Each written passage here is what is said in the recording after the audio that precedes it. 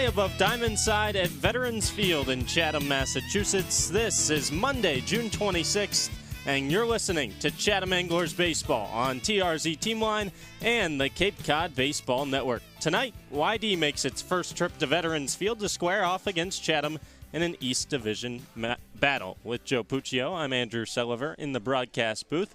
And Joe, these are two teams on opposite ends of the East Division in the CCBL to start the year.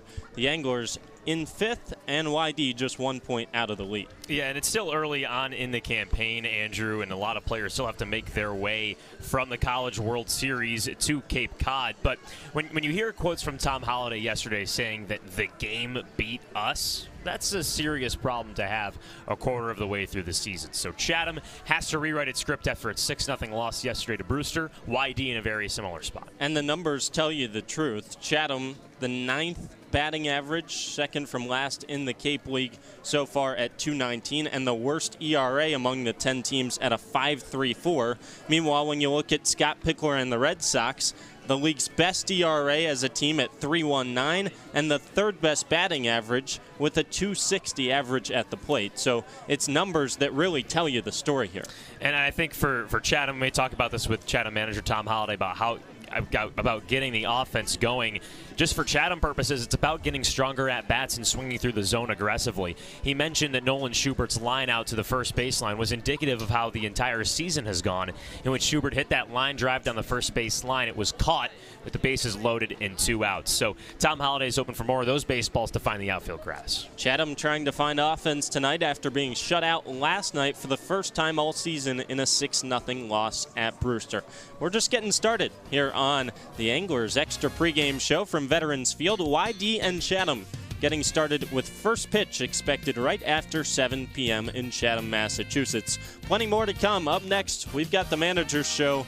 Joe talks with Tom Holliday about yesterday's performance and a few other things, including his car. He's willing to do a car swap, apparently, with Joe Puccio. That and more, along with Catch of the Day, coming up next on the Cape Cod Baseball Network.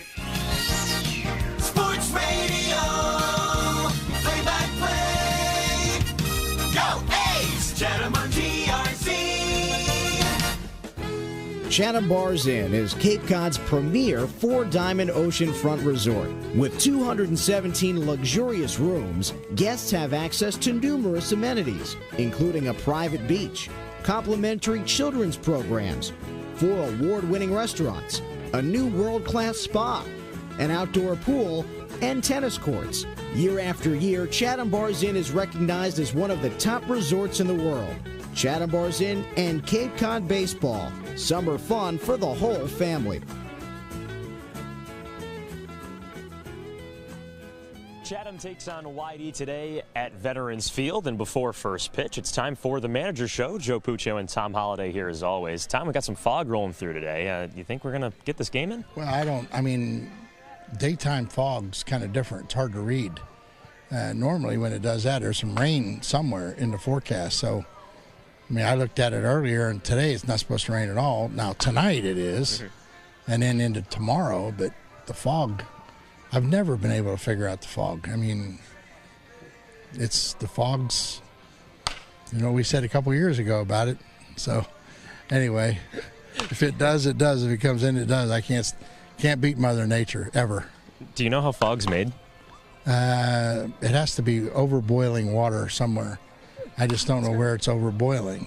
Condensation. Yeah. Yes. I guess I don't know if I cheated in that course or if I looked over somebody's shoulder, but I don't know what fog, where it comes from or how. What's the worst grade you got in school?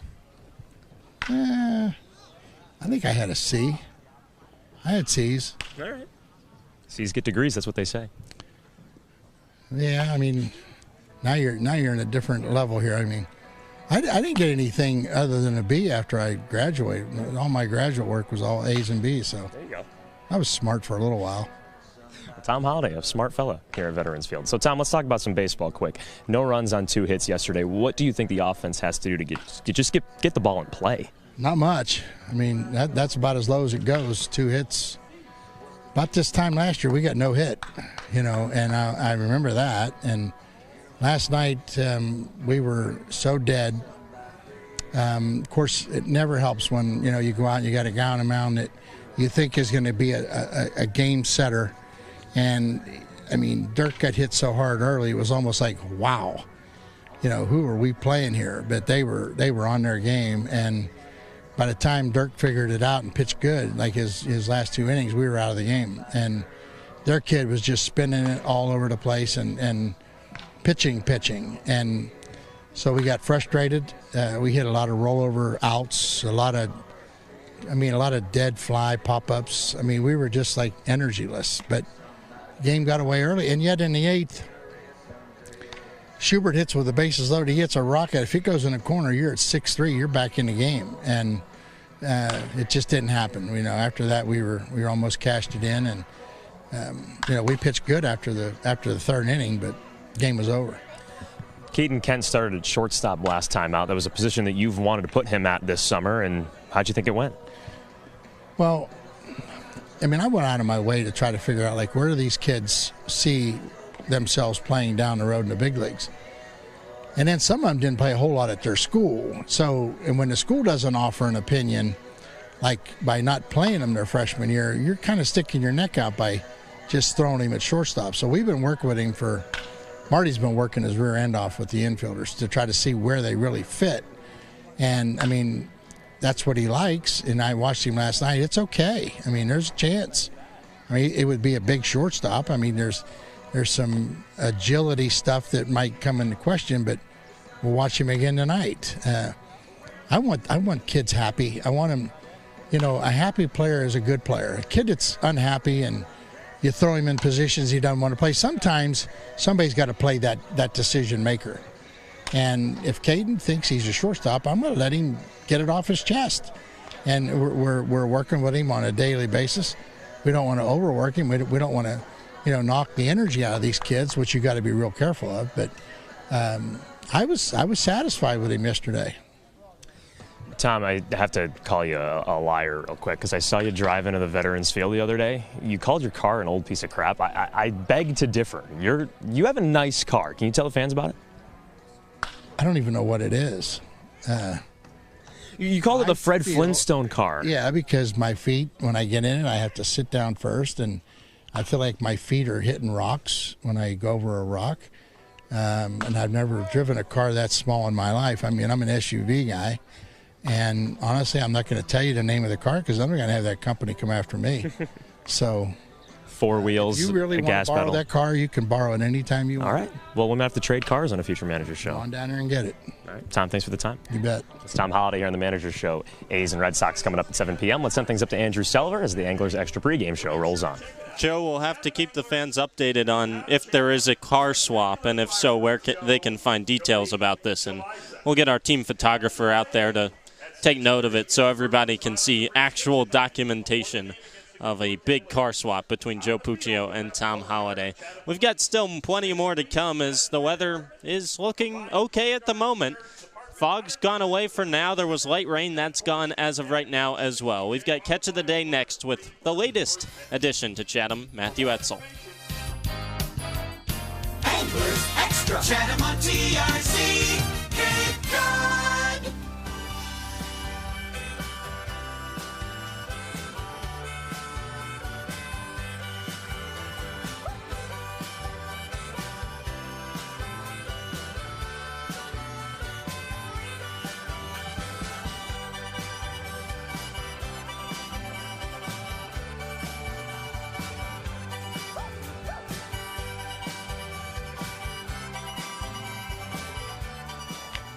Back here on Catch of the Day, it's the Anglers Extra pregame show, and we're getting ready for first pitch between YD and Chatham at Veterans Field. Andrew Selover, joined by Matthew Etzel, one of the latest additions to the Chatham roster out of Southern Miss.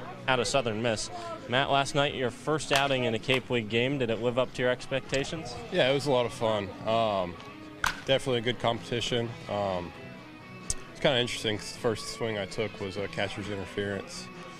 And then I also got hit by a pitch. But out of the 2 at-bats, I felt pretty good. It's been about 2 weeks since I've seen live pitching, but starting to catch the groove and ready for this next game.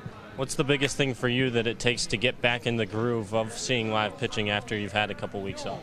Usually I'll just take a little bit of cuts off the machine, see it at a higher velo again, and it'll get me prepared for the guys on the mound today. First year at Southern Miss transferring in, what was your favorite memory with the Golden Eagles this year? Probably my favorite memory was we played Louisiana Lafayette, and it was senior day, and one of our seniors actually hit 2 grand slams in that game, 2 go-ahead grand slams. It was just an incredible battle. It was the game to win the series, so it was just amazing to be a part of that. You eat a lot of good food at Southern Miss this year? Oh yeah, there's definitely a lot of burgers in Southern Miss, and it's pretty much what you're eating every day almost.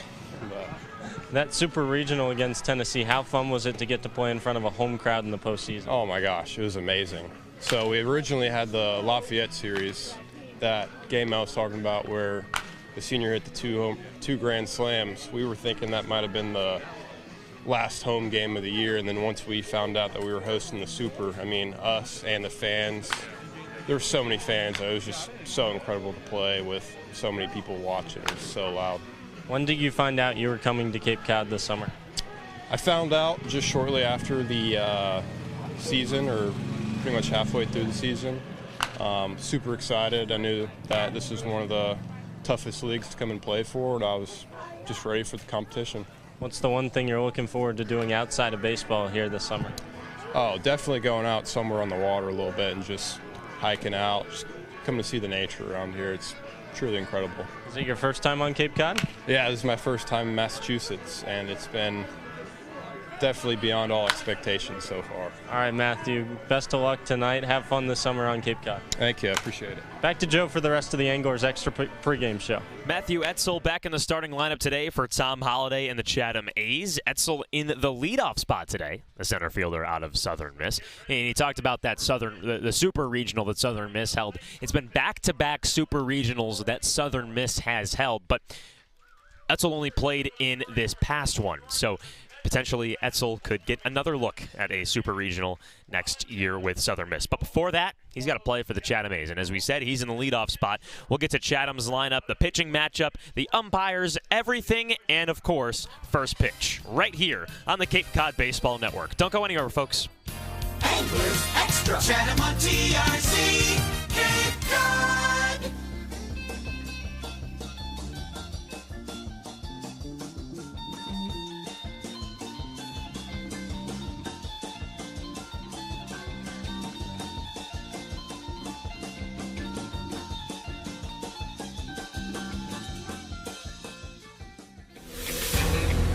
Chatham A's baseball is on the air right now. Swings and hits one to left center field. Back goes McFadden. He will not get there. It's a home run.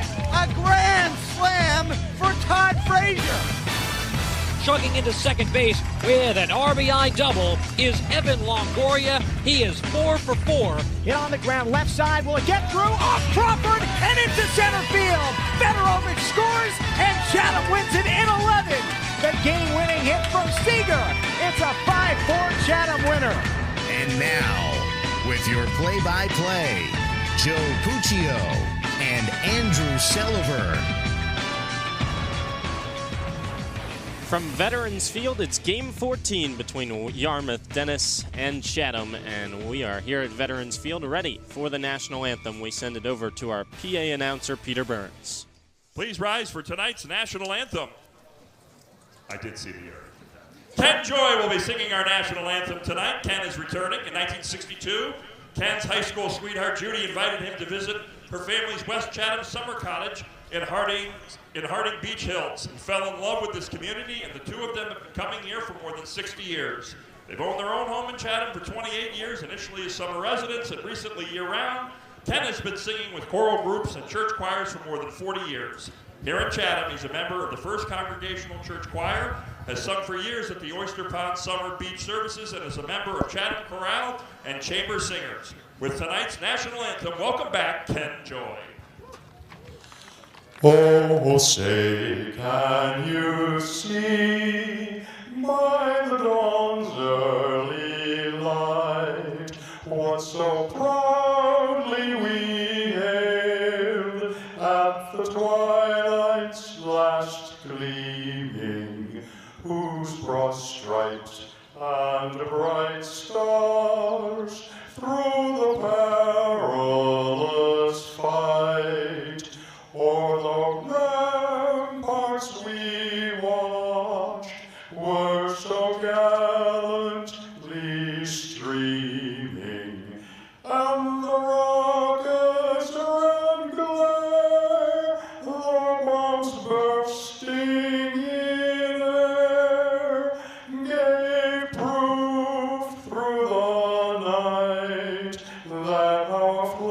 flag was still there.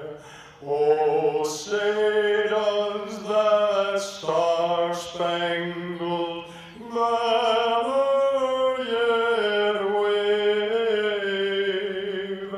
o'er the land of the free and the home of the brave? Thank you so much, Ken Joy, for another great rendition. The national anthem by Ken Joy at Veterans Field. Andrew Selover back with Joe Puccio in the broadcast booth high above Diamond Side third base line. And we are just a few moments away from first pitch between YD and Chatham, the third meeting between these two squads, the first in Chatham, Massachusetts. Let's run through your starting lineups tonight, presented by the Chatham Squire, beginning with the visiting Red Sox, managed by Scott Pickler. Leading off and playing left field for YD, wearing number 9 out of Vanderbilt, R.J. Austin. In the 2-hole, the center fielder out of East Carolina, number 19, Jacob Jenkins Cowart. Batting third for Yarmouth-Dennis out of Seton Hall, the shortstop, number 29, Max Vieira. The cleanup hitter tonight and designated hitter out of Mississippi State, number 44, Hunter Hines. Xander Darby wears number 12 out of UC Santa Barbara, plays third base and bats fifth. In the 6-hole, playing first base out of UC Irvine, number 4, William Gleed. Batting seventh, wearing number 10 out of Kansas State, Brady Day plays second base. In the 8-hole, and playing right field out of North Carolina, number 16, Casey Cook. And rounding out the starting lineup for YD, the catcher out of George Mason, number 22, Connor Dykstra. And Joe has the starting lineup for the Chatham Anglers. The Chatham A's come into this game at 4-8-1, 9 points in the East Division, which is dead last in the East. But leading off for the A's today, the center fielder out of Southern Miss, Matthew Etzel. Batting second in right field from Oklahoma State, Carson Bench. In the 3-hole is OSU's Austin P, designated hitter, Lyle Miller Green. In the 4-hole from OSU is the left fielder, Nolan Schubert. Batting fifth, the second baseman out of Vanderbilt, Chris Maldonado. Batting sixth and playing first base from Hawaii, it's Kyson Donahue. Batting seventh is the shortstop from Texas A&M, Caden Kent. Batting eighth, the third baseman from Seminole State College in Oklahoma, Xavier Casarilla. And batting ninth, the catcher from UNC Charlotte, Caden Hobson. There are your starting lineups tonight. YD enters at 8-5-1, 17 points, just one shy of Harwich for first place in the East, and Chatham at 4-8-1 in last place with 9 points. Tonight's pitching matchup presented by the Red Nun Bar and Grill. For YD, a righty, Nick Judas starts on the mound out of UL Monroe. And we'll get to more of Judas's numbers in the bottom of the first, but the starter tonight in the top of the first for Chatham, the righty out of Liberty, Trey Gibson. Trey Gibson making his second start of the season. So far, he's pitched 7 innings, given up 9 hits, 7 runs, and he struck out 9, walked 7. He threw 99 pitches in his first start, which was at Orleans. This is the first time that he's starting this year at Veterans Field. The last time out, he came in a relief appearance on June 19th against Bourne. 3 innings of 4-hit baseball. Trey Gibson works with a 3-pitch mix, a 4-seam fastball, a changeup, and a curveball, and he rocks today's pinstripe uniforms for Chatham with the Anglers in blue script across the front. Red numbers on the front, blue numbers on the back. He wears high blue stirrups with the blue caps for Chatham. For YD, red uniforms with navy YD and numbers on the front, as well as navy numbers on the back, and white pants with a red cap for the Red Sox. The left fielder, R.J. Austin, stands in the right-hand batter's box, leads things off for Yarmouth-Dennis. Trey Gibson set at the chest. He turns and he fires the first pitch. Misses off the inside corner for ball 1. First pitch time and temperature, 7:02 and 70 degrees, presented by the Chatham Athletic Association. The 1-0. Just up and away. 2-0 the count to R.J. Austin. Tonight's umpires presented by the Audio Associates. Chris Scott over at third base, Brian DeBrouwer over at first, and Keith Peterson behind home plate. 2-0 pitch. Skied on the infield. To the left side, Caden Kent at shortstop calls everyone off and has it for out number 1. R.J. Austin pops up to short for the first out of the game on 3 pitches from the starter Trey Gibson. A reminder of tonight's defensive alignment for the Chatham Anglers, presented by Short and Sweet Ice Cream. Across the outfield, Nolan Schubert in left, Matthew Etzel in center, and Carson Benj in right. Standing in, Jacob Jenkins-Cowart. First pitch, misses upstairs with the fastball. 1-0 the count. Third to first on the infield, Xavier Casarilla and Caden Kent on the left side. At second base, Chris Maldonado and Kyson Donahue plays first. Behind the plate, Caden Hobson. 1-0. Up and away, 2-0 the count.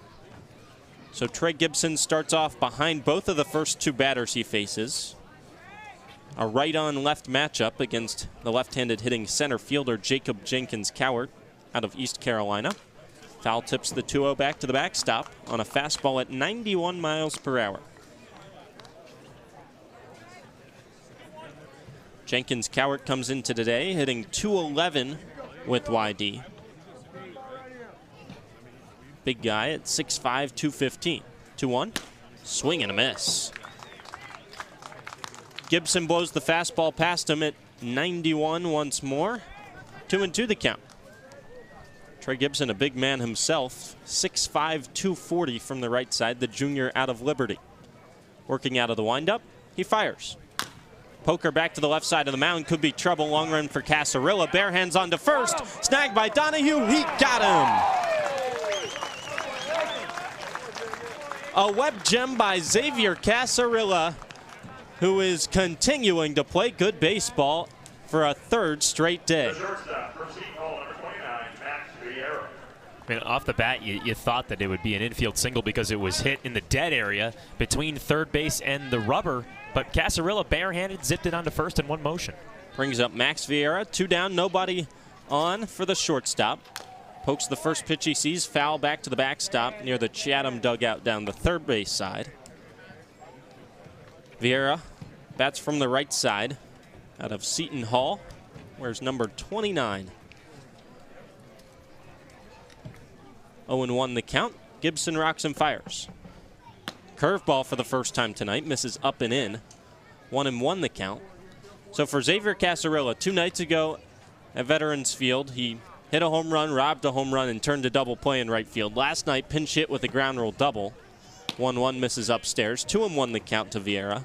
And now today, in the top of the first, before he even steps foot to the plate, he makes a off-balance bare hand throw across the diamond from third base. 2-1 pitch. Laced out towards center field. Etzel came in. Now he has to race back. He leaps, and it's off the top of his glove. Gets to it quickly, fires into second base, but not before Max Vieira cruises in with a 2-bagger. We await the ruling. It's a hit. And that's all about the first step in center field from Matt Etzel.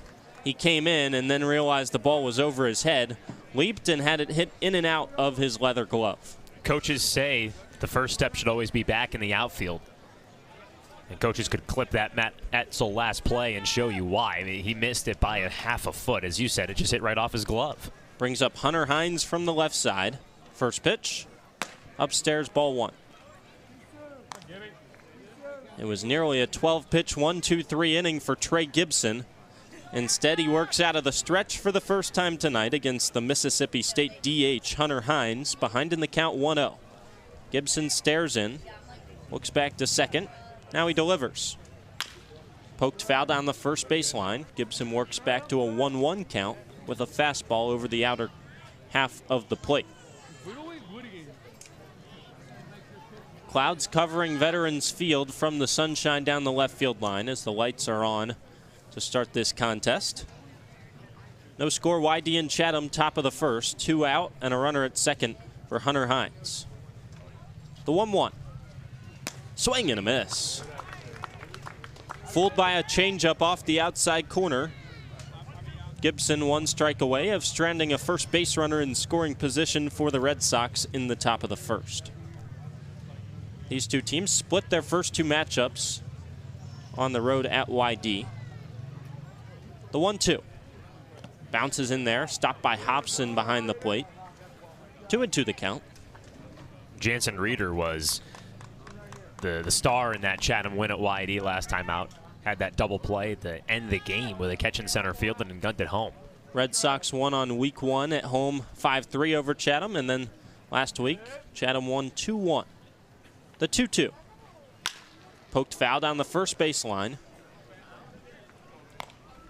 Continues to roll down the warning track along the fence down towards the YD bullpen, where one of the Red Sox pitchers is out in a sweatshirt to grab it. Probably bring it back to one of the many fans down the third baseline for a free souvenir. 2-2 the count, 2 down. Runner at second, Gibson comes set. He lifts and he fires. Swing and a miss, strike 3. Trey Gibson goes back to the well of changeups off the outside corner, fools Hunter Hines for his first strikeout of the day. Chatham retires the first 2 Red Sox in order on a pop-up from R.J. Austin and a ground out from Jacob Jenkins Cowart on a web gem play by Casarilla over at third base. Then a double from Max Vieira off the glove of the center fielder Matthew Etzel presented some problems before Hunter Hines struck out swinging to end the top of the first. YD nothing, Chatham coming to bat when we return on the Cape Cod Baseball Network. Sports Radio, play-by-play. Go A's, Chatham on TRC.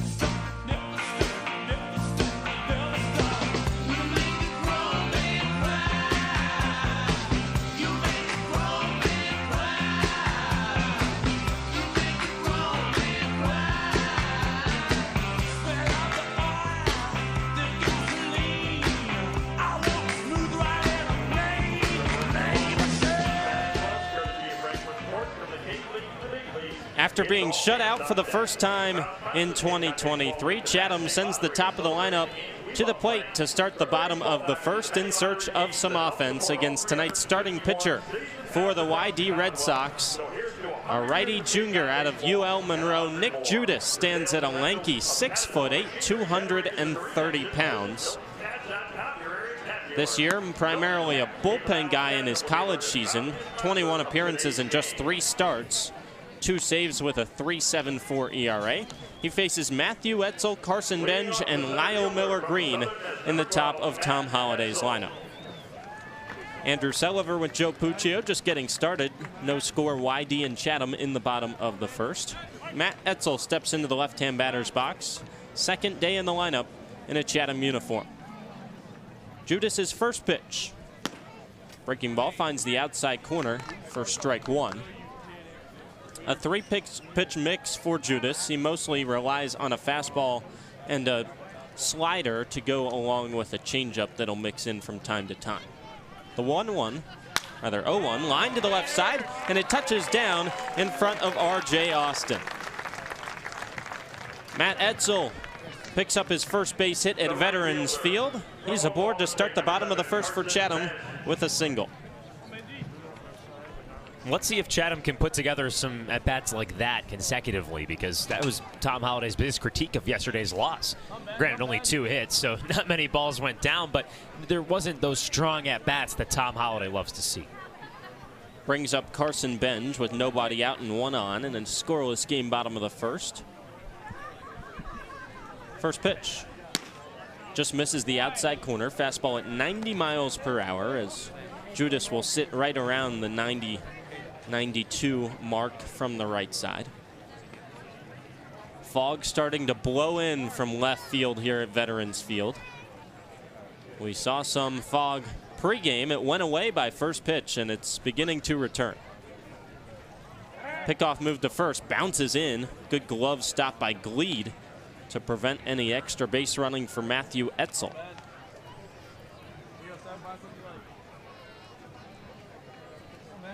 Judas looks back again to first base. Now he comes set and fires. He misses up and away. 2-0 the count to Carson Bench. Socks up to the knees for Judas on the mound. The pants pulled all the way up there, and he has the YD logoed red socks all the way up to his long knees. Pickoff move to first, again not in time. It's fitting that those socks are red. Lots of red on the YD uniform today. The 2-0. Slider misses low. 3-0 the count to Carson Bench. So a red cap and a red jersey with white pants and red socks for the Red Sox, and the white pinstripe uniforms for Chatham with the blue caps and blue socks. 3-0 the count to Carson Bench in a right-on-left matchup. Judas offers, and he misses upstairs for a 4-pitch walk to Chatham's right fielder. After the Anglers only mustered 3 hits and no runs last night against Brewster across 9 innings, Chatham sees its first 2 to the plate reach base in the bottom of the first tonight. Brings up Lyle Miller Green, first right-on-right matchup for Nick Judas. Long lean in for the sign from the catcher Dykstra. Comes set.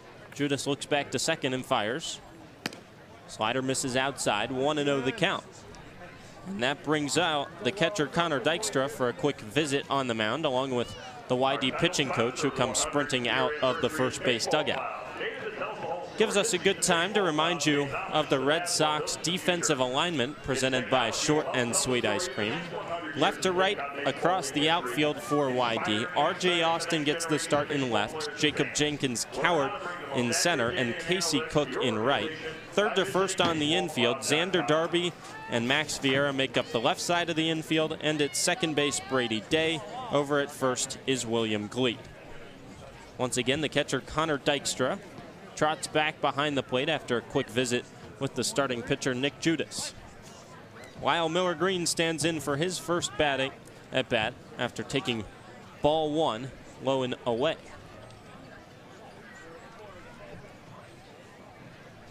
The 1-0 misses inside with a slider. 2-0 the count. Huge shift against the righty Lyle Miller Green. The second baseman Day stands to the left of the second base bag, so 3 infielders on the left side. 2-0 pitch. Misses low and away. 3-0 the count. 7 straight balls out of the hand of Nick Judas. We've seen each of the 9 other Cape League teams so far this season. No other team shifts, let alone shifts to the magnitude that Scott Pickler and the YD Red Sox do.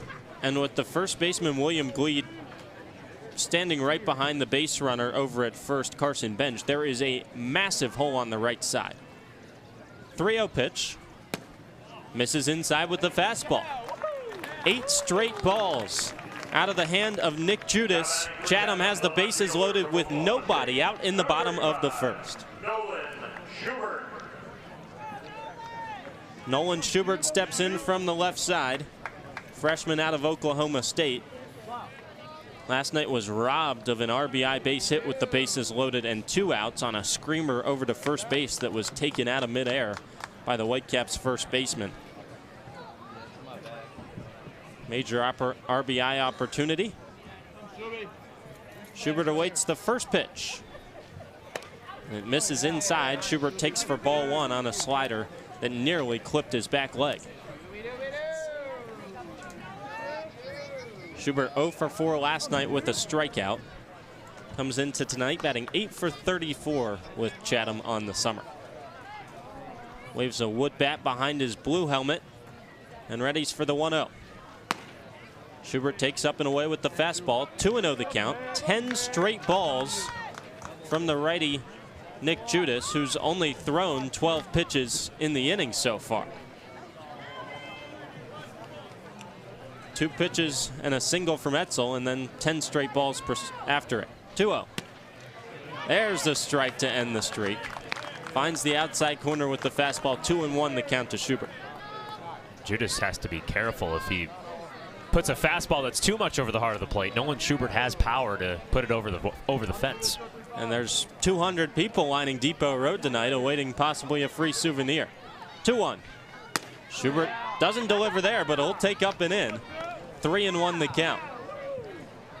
I think it's the biggest crowd, Joe, we've seen behind the outfield fence at Veterans Field so far this year. Yeah, almost the entirety of Depot Road has chairs that are along right on the side of the road. Hoping for Chatham to strike first. Bases loaded, nobody out, bottom of the first. 3-1 the count, the pitch. Line back our way. Just missed Joe Puccio, who had his hands ready. 3-2. What was that, like 8 feet to my left? It was close, yeah. Less than 10 feet, I think, outside of the press box window. It's a good estimate. Full count to Nolan Schubert with the bases loaded and nobody out in the bottom of the first. Judas comes set at the waist. He kicks and deals. And he misses below the zone for ball 4. 3 straight walks from the starter Nick Judas. Brings in Matthew Etzel from third base for the first run. Schubert trots on down to first with an RBI base on balls. A leadoff single from Matthew Etzel comes around to score tonight's first run. Brings up Chris Maldonado. Still nobody out and the bases loaded. 1-0. Chatham leads YD bottom of the first. Judas pitches. And he finds the inside corner with strike 1 on a slider.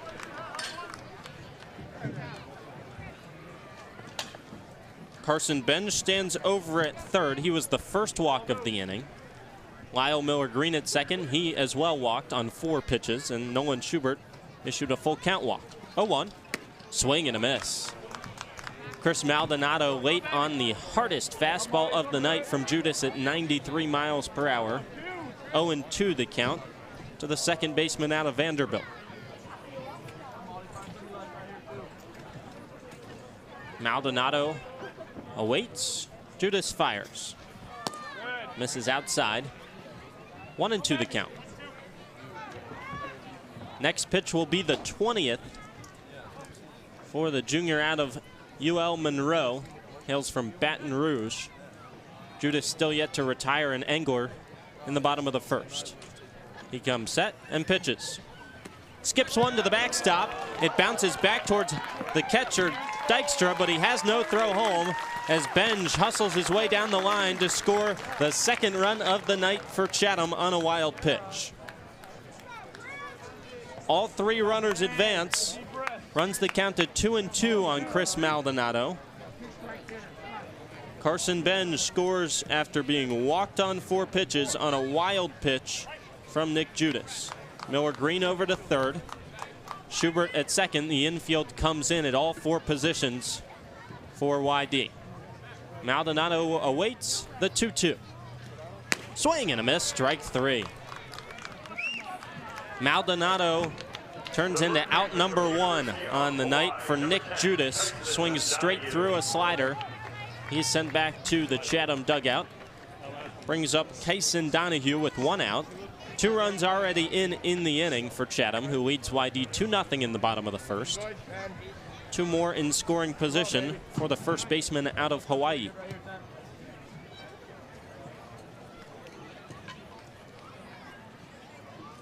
Donahue bats from the left side against the righty Judas. The first pitch. Laced towards left field. Long run for Austin back to the track. He has it for out number 2. Miller-Green tags up from third. The throw is cut off by Judas. It's a sac fly off the bat of Tyson Donahue, and Chatham leads 3-0 over YD in the bottom of the first.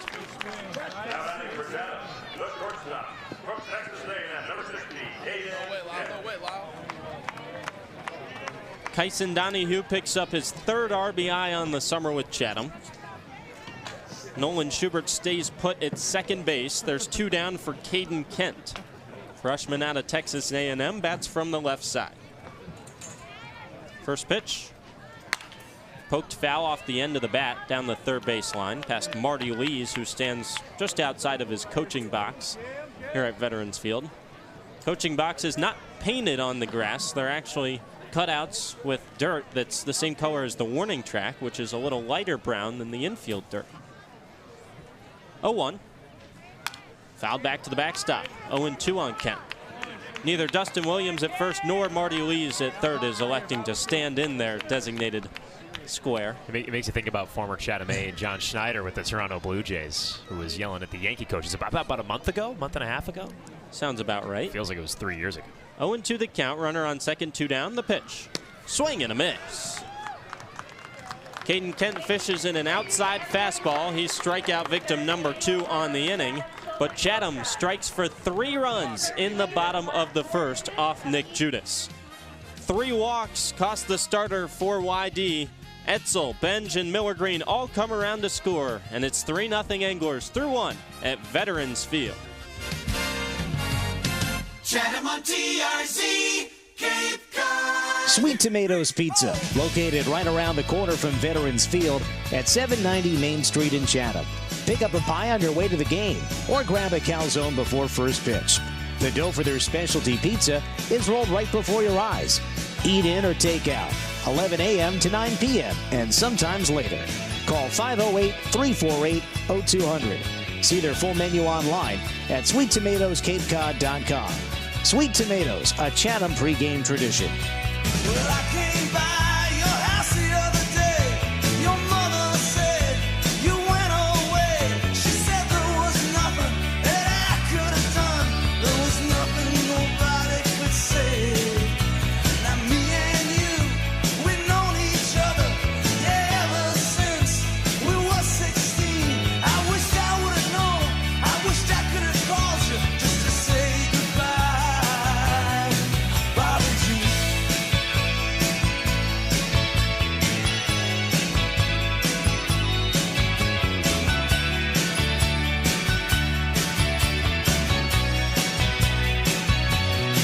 Now you hung with me when all the others turned away, turned up their nose. We like the same music, we like the same bands, we like the A packed house at Veterans Field, watching as Trey Gibson takes the mound for his second inning of work for the Chatham Anglers, who lead YD 3-0 through 1 on the Cape Cod Baseball Network. Thanks for joining us. Andrew Selover with Joe Puccio on a lovely Monday night for baseball in Chatham, Massachusetts. Gibson faces Xander Darby to lead off the second. His first pitch finds the zone with the fastball, strike 1.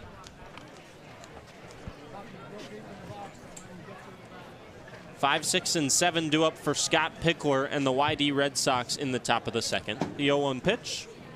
Curveball that didn't break.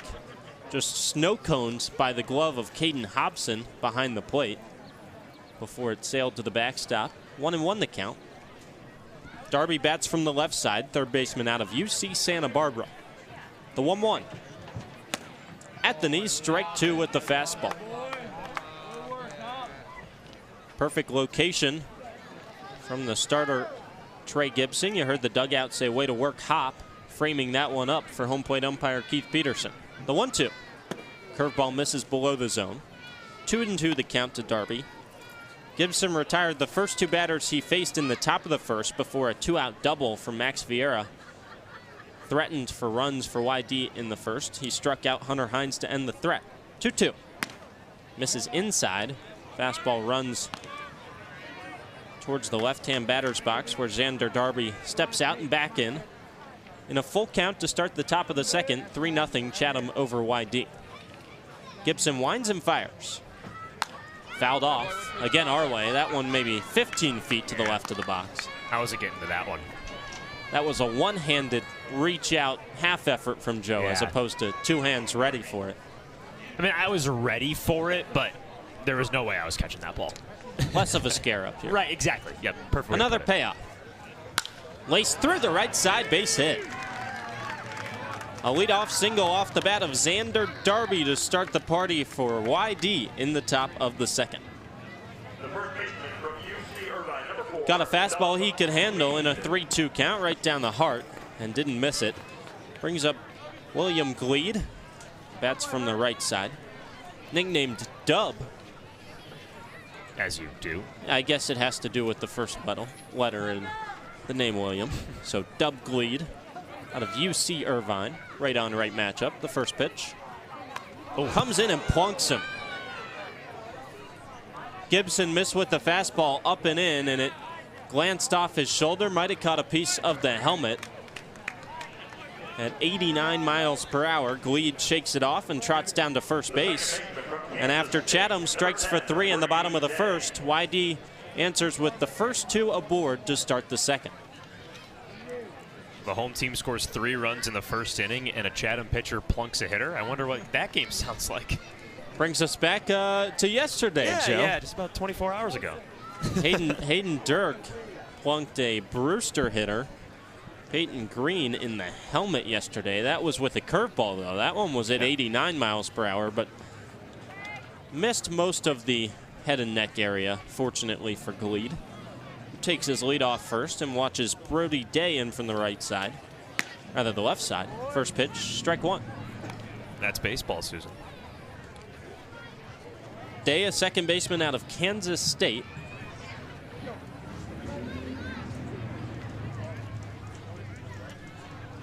Waggles the bat behind his head, the 0-1. Squares around the bunt, lays it down the third base line. Casarilla calls off Gibson, fires low to first, and beats Day by a half step.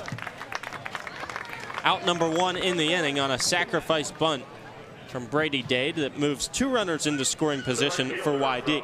University of North Carolina, Chapel Hill, number 16, Casey Cook. Casarilla raced down that third base line. You heard it, yelling towards Trey Gibson to get out of the way so he could field the baseball. We saw Casarilla field a ground out to Jenkins Coward earlier today, a bare hand similar play. Lefty Casey Cook stands in out of North Carolina. First pitch. Line towards left field, tailing towards the line. It's a fair ball.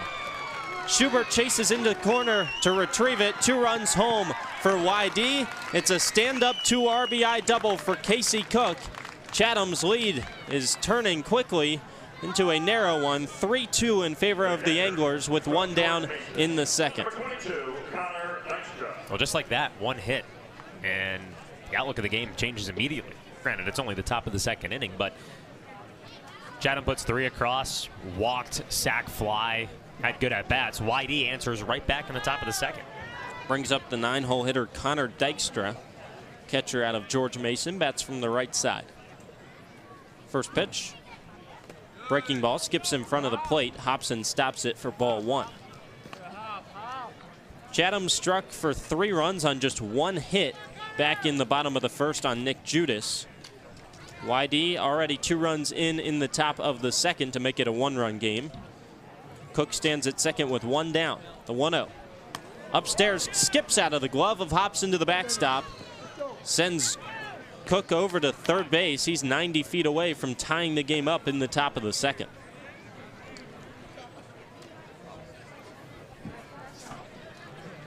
Two and 0 now, the count to Connor Dykstra. He has a chance to even this game basically instantaneously. Gibson comes set. He fires. Line through the right side, base hit. Cook races home to score from third. Benj fires into second base. Dykstra stands at first with an RBI single. This game is tied 3-3, Chatham and YD in the top of the second.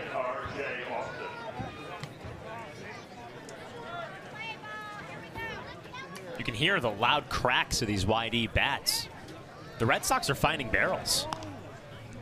YD for a long time led the Cape League with batting average. Comes into tonight hitting .260, third best in the CCBL. Flips the order over for R.J. Austin in the 1-hole. First pitch. Misses inside, and it nicked a piece of R.J. Austin. He heads down to first. A second hit by pitch of the inning from Trey Gibson. Runners at first and second now for Jacob Jenkins Cowart. Still just 1 out in the inning. Cowart represents the 7th batter to the plate for YD in the second. And before he can step into the left-hand batter's box, Tom Holliday heads out to the mound along with catcher Caden Hobson. And now the whole infield converges on the pitcher's mound as well for Chatham.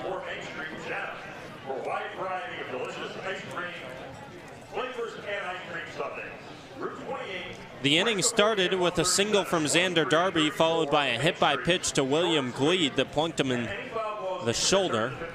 So the first two reached, and then Brady Day moved the two over to second and third with a sac bunt.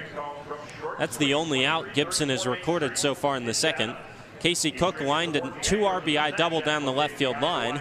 He moved to third on a wild pitch, and then Connor Dykstra singled him home. That was immediately followed by a first pitch hit-by-pitch of R.J. Austin that puts 2 on in a 3-3 game in the top of the second and brings up Jacob Jenkins Cowart for the second time in as many innings. As Tom Holliday heads back to the dugout for Chatham, and Gibson comes set for the first pitch of the AB. He fires. He misses in the dirt for ball 1. Jenkins Cowart grounded out weakly down the third base line to Casarilla back in the top of the first. The 1-0.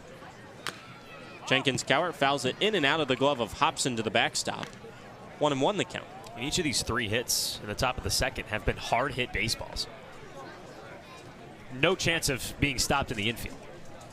3-3 tied, Chatham and YD top of the second. 4 hits to just 1 in favor of the Red Sox. Pitch poked down the first base line. It bounces foul over towards the first base coach's cutout, where Kyson Donahue scoops it off the turf. Fires back to Trey Gibson. 1-2 the count.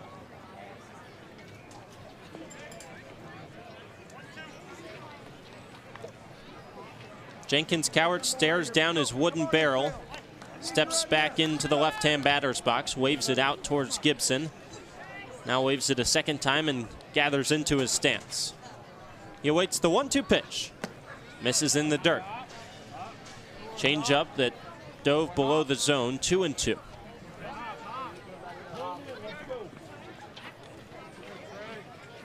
Jenkins Cowart this season, a first-team All-AAC member out of East Carolina. 2-2. Lined right back up the middle. Past a diving Caden Kent into center field. Stop sign at third base for Dykstra, and the bases are loaded with 1 out in the top of the second. Already 3 runs in on the inning against Trey Gibson for YD. Chatham was in double play depth up the middle, and then Kent retreated back towards the grass after he watched Gibson fire, and then he had to move back to his left behind the bag and couldn't get there. Bases loaded, 1 out for Max Vieira. First pitch. On the outside corner, strike 1. Vieira doubled for the first hit of the day for either squad back in the top of the first, off the top of the glove of Etzel in center field. A double here might clear the bases and make it a 6-3 game. 0-1.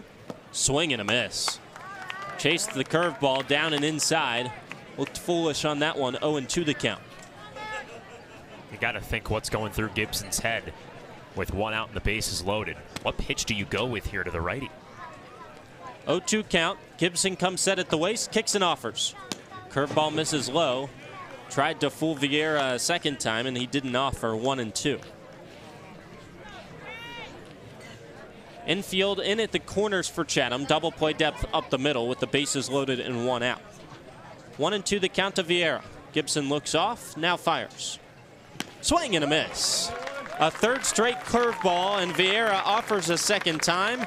He's out number 2, and the second strikeout of the day for Trey Gibson. Designated hitter number 44, Hunter Hines.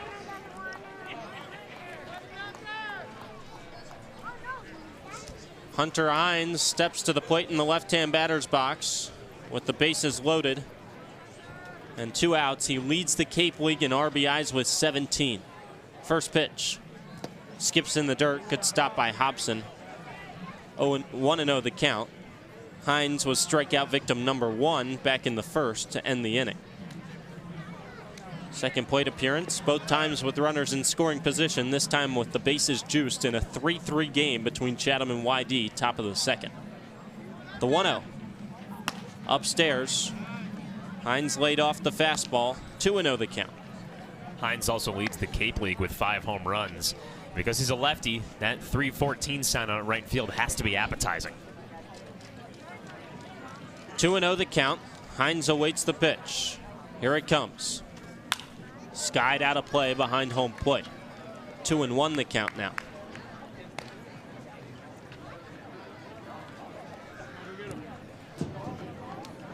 Five home runs, 17 RBIs on a terrific start to the year for Hunter Hines.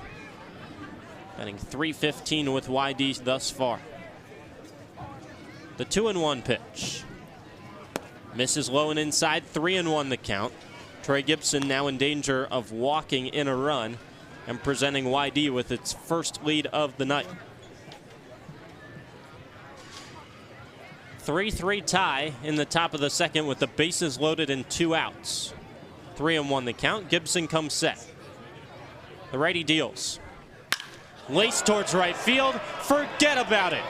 That ball's on to Depot Road. A league-leading 6th home run. Make it grand for Hunter Hines. He trots the bases with a 6th 4-bagger and presents YD with a 7-3 lead on a grand slam in the second. His YD teammates await him at home plate. He taps on the bag. All 5 do a huddle in celebration. The Red Sox put up a 7 spot in the second. That was a rocket. I think it hit a car window too. He hit it 109 off the bat, 425 feet, and Carson Benj didn't even move in right field. First pitch in there for strike 1 to Xander Darby. YD has batted around in the top of the second. Second time this week, Chatham has surrendered an early grand slam. 0-1 bounces 56 feet to the backstop. 1-1 the count. On Friday, Wareham opened up a 5-1 lead on Chatham in the first inning with a grand slam as well.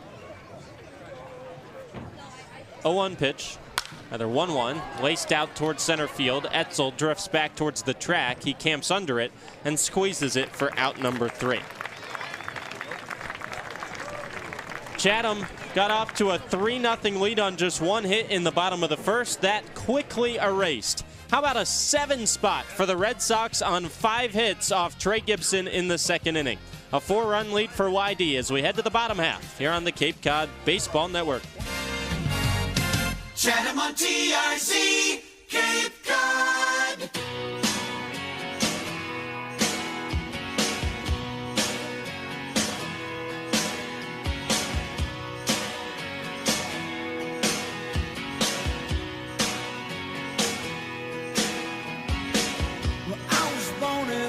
Town, and I live in a small town.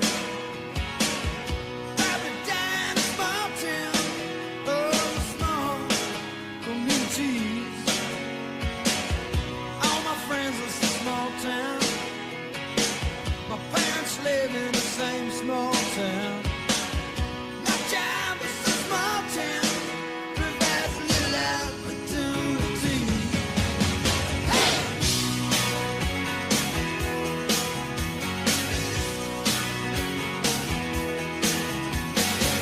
Educated in a small town, taught to fear Jesus in a small town. Used to daydream in that small town. Another boring romantic, that's me. But I've seen it all in a small town. Nick Judas back on the mound for YD in the bottom of the second, likely after thanking his teammate Hunter Hines for gifting him with a 4-run lead halfway through 2 at Veterans Field. 7-3 YD in front of Chatham after the Anglers took a 3-0 lead on Judas in the bottom of the first. Well, how about a 7 spot in the top of the second for the Red Sox? Casarilla leads things off. First pitch up and away to the right-handed hitting third baseman tonight for Chatham. Anglers sent 7 to the plate in the first. YD sent 10 to the plate in the top of the second. 1-0 pitch. On the inside corner, strike one.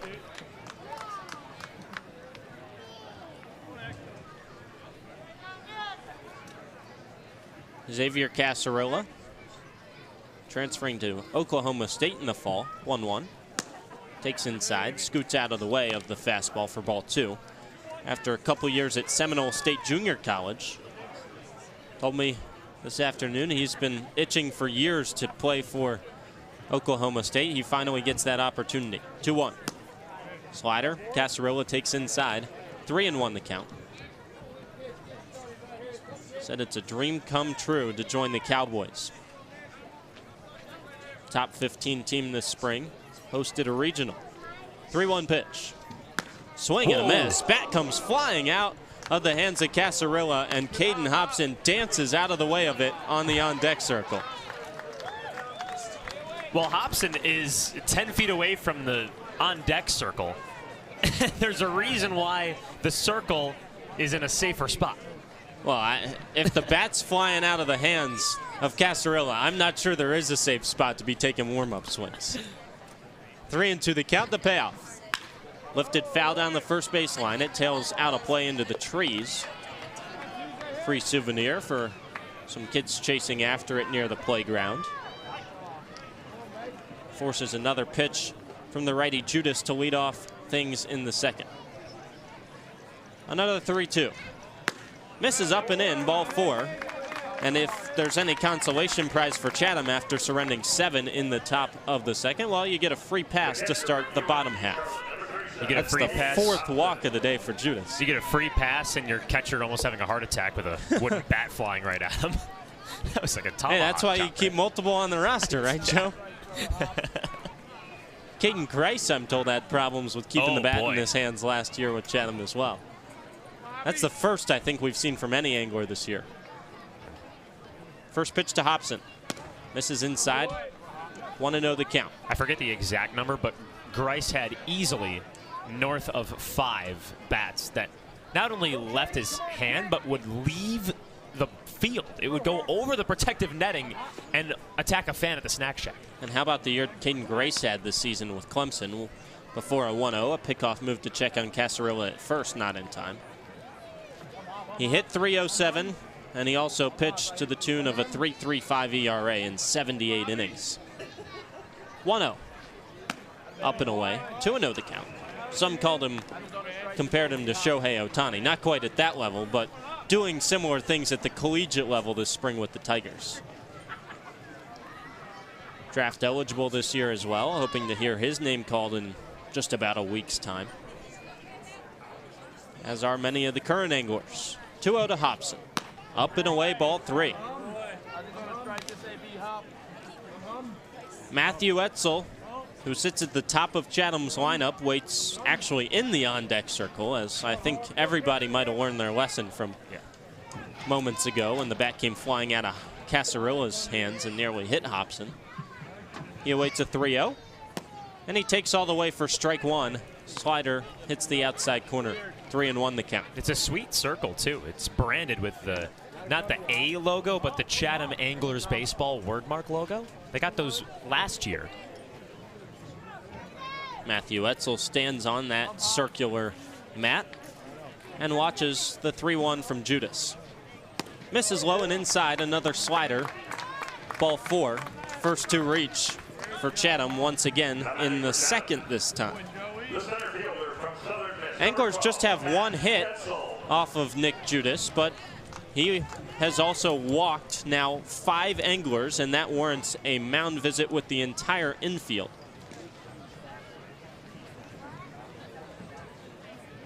Right-hander warming up in the pen for YD.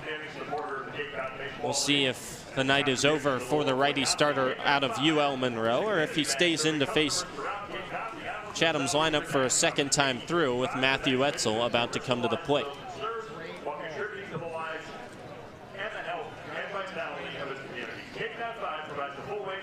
Matthew Fernandez, a righty out of Pittsburgh, is warming up for the Red Sox, and Liam Paddock, a lefty out of Spokane Community College, warming up in the pen for Chatham. Home plate umpire Keith Peterson is currently standing on the mound, just listening to the conversation between the whole infield of YD and the coach, and he stood there for maybe 25 seconds before anything changed. Now everything goes back to normal, and he gives a little bit of a talking to and a warning to the YD dugout. Well, we all know that umpires can do whatever they want if the dugout says something. Hoping to give a little bit extra time maybe down the right field line for the reliever Fernandez to get loose. Etzel in from the left side for the second time today. First pitch. On the outside corner, strike one with the slider. Matthew Etzel led things off for Chatham in a 3-run bottom of the first with a single on 2 pitches. Pitch count up to 38 so far for Judas compared to 48 through 2 innings of work of Gibson. 7-3 YD bottom of the second. Nobody out, 2 on, 0-1. Runs inside with the slider. 1-1 the count. And it seems right now that Judas is trusting the breaking ball more than the fastball, Jim. Right, yeah, that's a good point. And I was going to say that it's funny how the pitch counts line up because Judas has walked 5 batters and Gibson hasn't walked 1. Judas comes set at the waist, working out of the stretch with runners on base. Looks back to second. Now he kicks and deals. Fastball on the outside corner. That time finds the zone. 1-2 the count to Etzel.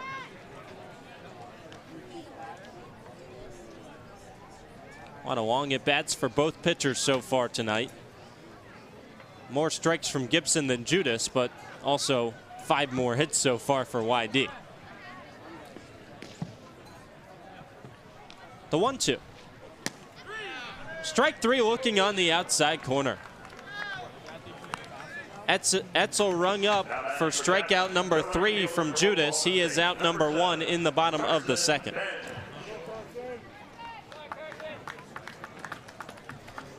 Carson Benj stands in from the left side.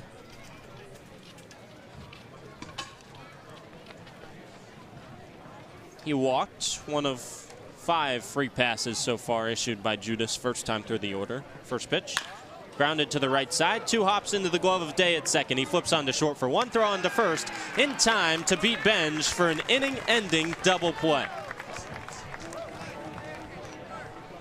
Chatham gets the first 2 aboard on 2 walks from Nick Judas, but strands 1 runner on the base paths. A 4-6-3 twin killer to end the threat. Through 2, 7-3 YD. Chatham A's on the air.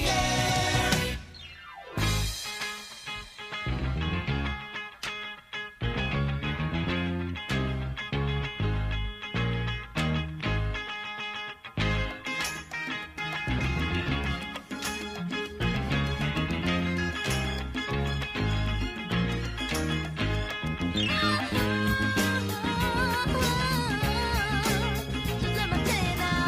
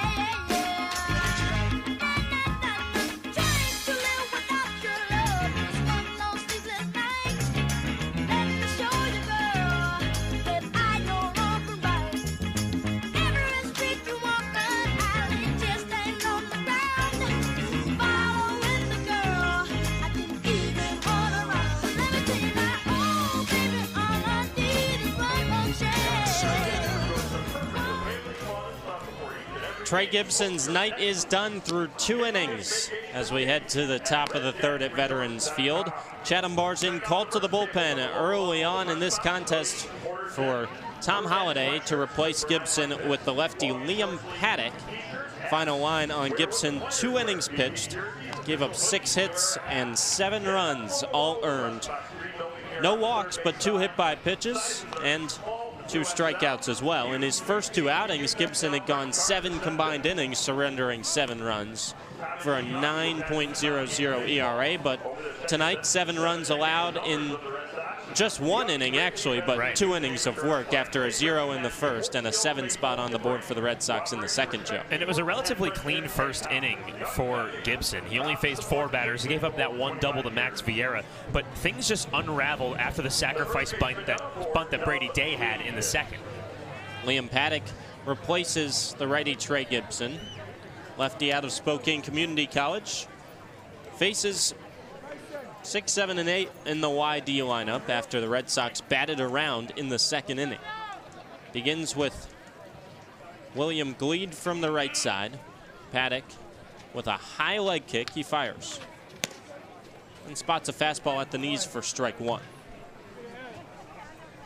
Fastball, changeup, slider, and curveball mix for the lefty. Sophomore at 6'4", 210. His 0-1 pitch. Foul tipped off the glove of Hobson for strike 2.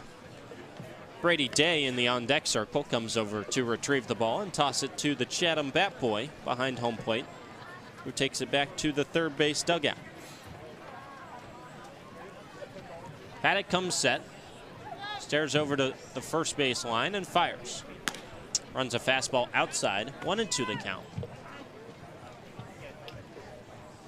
The killer shot for Trey Gibson was the bases loaded 2-out grand slam from Hunter Hines that made it a 7-3 game. 1-2. Curveball that misses outside, 2-2 the count. I mean, that one didn't even have a chance. 109 miles an hour off the bat. Nearly 420 feet. Right on Depot Road. Carson Benj and Matthew Etzel just turned around and watched it fly. 2-2 pitch. Up and away. 3-2 now the count. 3 straight balls out of the hand of Liam Paddock. And that Hines grand slam definitely hit a car. You heard that pop. That is a gut feeling if you think it's your car. Paddock's payoff. Lifted foul down the first base line, out of play. Back over the grandstands. We'll do the payoff pitch again. Plenty of fans out there that were running to get that ball, but first it had to make contact with a vehicle and make someone's night a little bit worse. 3-2. Skied towards center field, a mile in the air for Matthew Etzel, who doesn't move much, inches back and has it for out number 1. William Gleed retired on a long 8-pitch at bat to start the third inning. Brings up Brady Day. He was out number 1 in the second inning after laying down a sacrifice bunt that moved the first 2 base runners aboard over to second and third. So Day 0 for 0 on the day technically. First pitch misses outside.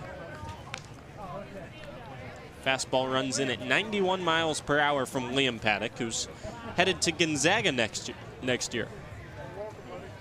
Lefty's 1-0. Misses outside, 2-0 the count. Paddock has been relatively productive so far this summer with Chatham. Mostly used out of the bullpen, a 1.28 ERA. 7 innings pitched. The lefty's 2-0. Skied towards right field. Carson Benj hobbles in a couple steps. Lost it for a second, but finds it once more for out number 2. We haven't talked much about it, but Carson Benj working through a lower leg injury, and he was limping a bit down the line to end the second on a double play that he grounded into 4-6-3, and he definitely isn't running full speed out in right field either. And he was pinch run for, when Brian Holliday was the pinch runner, he came in for Carson Benj in the loss against Wareham. Tom Holliday feels he's a must-have bat in the lineup, though, so he's still playing every day. First pitch to Casey Cook. Check swing, fastball finds the outside corner, strike one. It's hard to disagree with that call, too. Benj coming into this game at 9 for 18 through 5 games. Cook brought home the first 2 runs of the night for YD on a 2 RBI double back in the second and scored himself as well. The 0-1. Grounded to the right side. 2 hops, a high hop into the glove of Maldonado, who fields it underhand toss onto first in time for out number 3. A 1-2-3 inning of work out of the bullpen for Liam Paddock. Hangs another 0 on the board for YD, surrounding the 7 spot in the second. YD in front of Chatham at Veterans Field. Chatham A's on the air.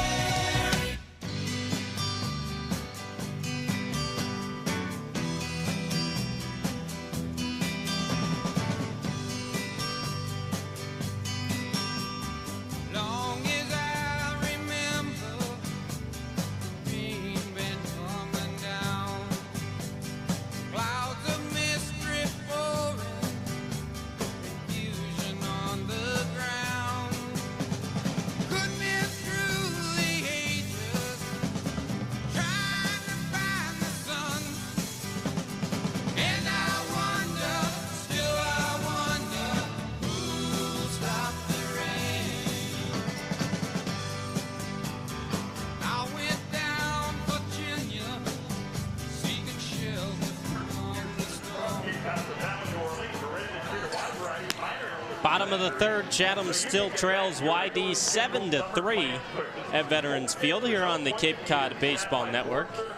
Joe Puccio to my left. I'm Andrew Selover. Anglers send the heart of the lineup 3, 4, and 5. Miller, Green, Schubert, and Maldonado to the plate in the third, facing still against the starter Nick Judas, who was seemingly on the verge of exiting this contest in the second after starting the inning with back-to-back walks, but worked out of a jam with a strikeout and a double play and earns himself another inning of work, Joe.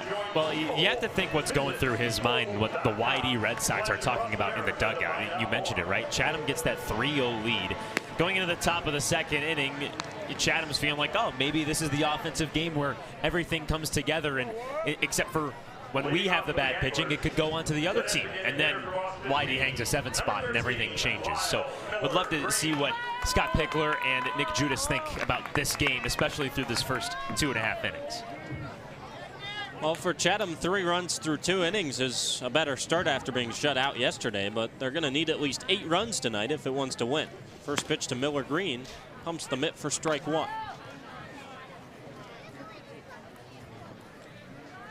42 pitches entering the inning for Nick Judas. Through 2 innings, just 1 hit, but 5 walks.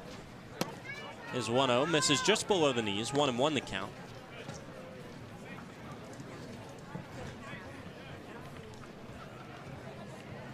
Three runs in the first for Chatham, 7 in the second for YD. 1-1. Just misses upstairs with a slider, 2-1 the count. A 4-run lead for the Red Sox in matchup number 3 of 6 in the regular season between these two squads, who split the first 2 in Yarmouth-Dennis. 2-1 pitch. Slider finds the inside corner, strike 2.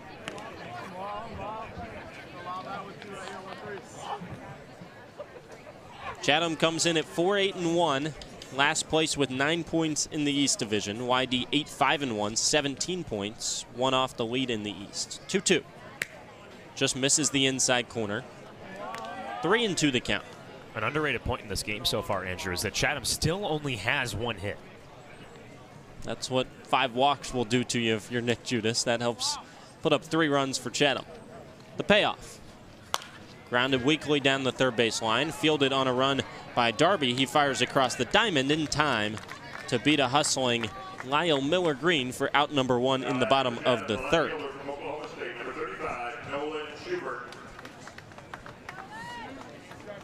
Nolan Schubert, another Chatham angler that was walked the first time through the lineup by Nick Judas. He actually picked up an RBI for his walk, as his base on balls came with the bases loaded. Stands in from the left side. Waves a black dipped wood bat towards Judas on the mound and readies the first pitch. Finds the outside corner, strike 1.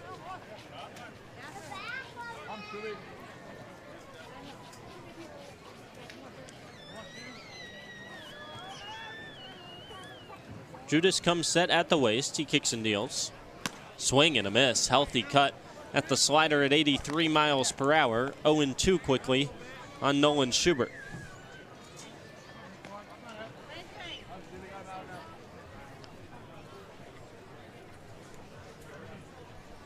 Judas, the 0-2. Fouled back over our heads. Stays 0-2. This season with YD, 2 appearances for the righty starter. Both went 4 innings pitched and both surrendered 1 earned run against Orleans and Catuit. Another 0-2. Up and inside. 1-2 the count to Schubert.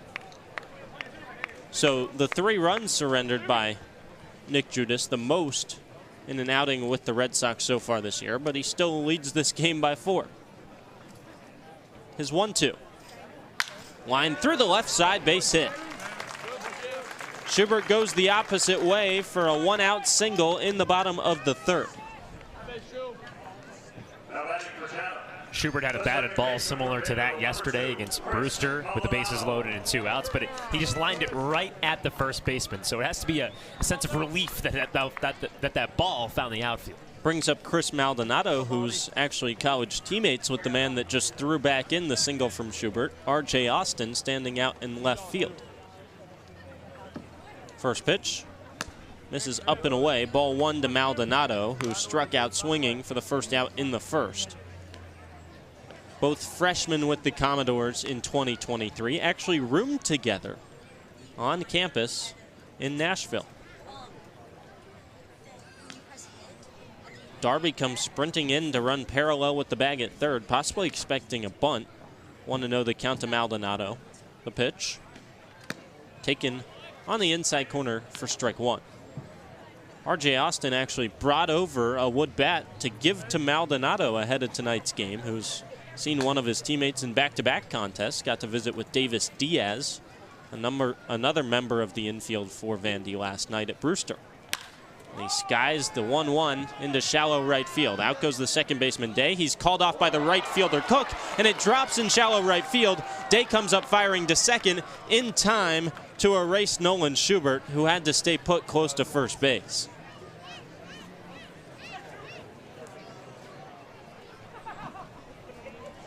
Day was called off by Cook, and Cook came running in and couldn't quite get there. It tipped off the end of his glove. And then easily, the second baseman, Brady Day, fired on to second base to retire Nolan Schubert for out number 2. So Maldonado stands over at first base. Tyson Donahue in from the left side, but first a pickoff move that sends Maldonado back safely to first base.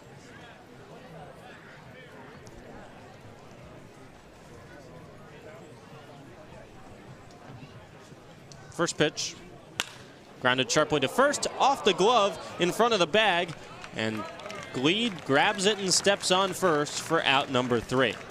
A hot shot from Donahue turns in to the final out in the bottom of the 3rd inning. Chatham goes with just 1 hit, no runs, no errors, and a man left on base. The Anglers struck first in this contest for 3 in the bottom of the 1st, but the story was the 7 spot from YD in the top of the 2nd. It's all Red Sox in front by 4 through 3 at Veterans Field. You're listening to it on the Cape Cod Baseball Network.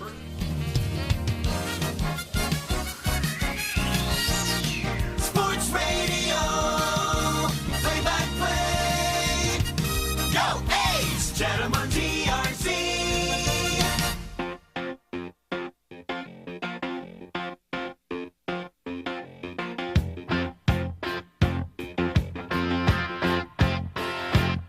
What I want, you got, it might be hard to handle, like a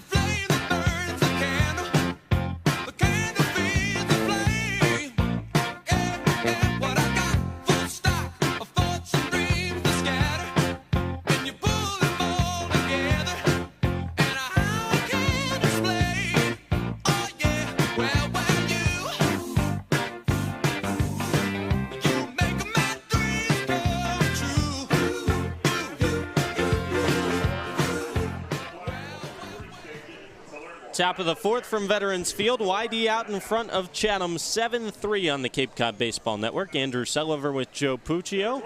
And here is Joe for the middle 4 innings of play-by-play. All right, Andrew. As you mentioned, top of the fourth inning, YD 7, Chatham 3. A pleasure to be with you today here on the Cape Cod Baseball Network, 8:07 p.m. here on the East Coast. Leading off the top of the fourth for YD, Connor Dykstra. The first pitch from Paddock is popped up to the right side of the infield. Donahue scans for it in the blue Chatham sky, and he makes the catch in the first baseline for the first out. One pitch, one out in the top of the fourth inning. Tom Holliday and company, who's given up 7 runs on 6 hits, must be gleeful for that one pitch, one out to start the fourth. So in comes the leadoff hitter, R.J. Austin, with nobody on and 1 out. YD's left fielder came into today's game batting .386. Popped out to short and was hit by a pitch in his first 2 plate appearances. A right-handed batter, Paddock fires a fastball. That's a called strike on the outside corner at 90 miles an hour. 0-1. The third baseman, Casarilla, is playing in line with third base and now takes a few steps back after the first pitch strike. And here's the 0-1. Called strike at the knees. 0-2. Paddock dropped in the bender to the inside part of the plate. Austin is down 0-2 in the count. Paddock working exclusively from the stretch. Here's the pitch. A fastball that misses just high. And it's 1-2. Austin, another one of those Vanderbilt Commodores that Andrew was talking about in the last half. Bat above his right shoulder, the 1-2. Clocked. Deep left field. Schubert runs back. He looks up. He's at the track, and it's gone. A solo shot for R.J. Austin. First home run of the year. And it's 8-3 YD in the top of the fourth.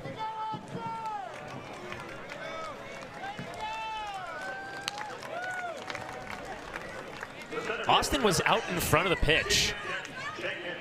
It was a changeup low and outside. He got his barrel to it at 95 miles an hour, according to TrackMan. Pulled it right towards the left center field scoreboard.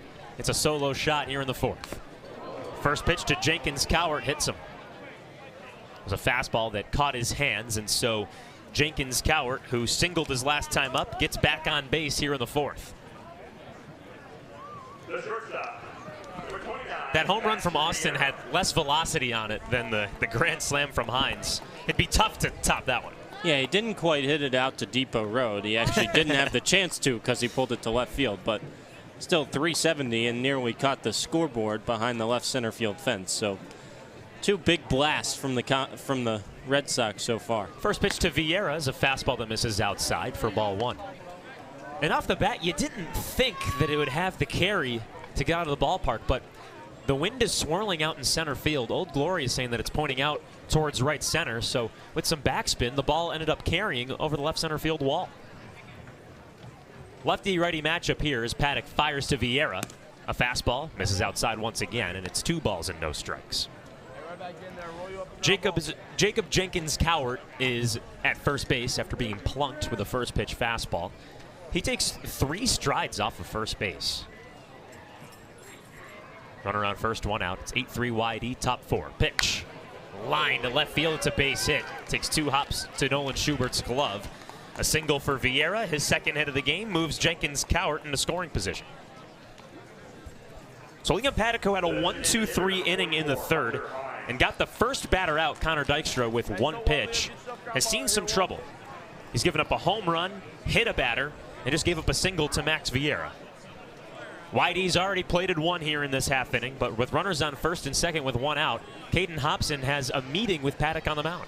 Yeah, the stuff's starting to run flat a little bit in the second inning for Liam Paddock. Still just the first time through the order, but hanging a couple pitches over the heart of the plate, especially that one, fastball, easily pulled by Max Vieira. But you got to give credit to R.J. Austin as well, because that home run ball was not the easiest of pitches to handle, and he went down and dug it out and blasted it. Mound visit's over, and here comes the big bad wolf. Hunter Hines into the left-handed batter's box.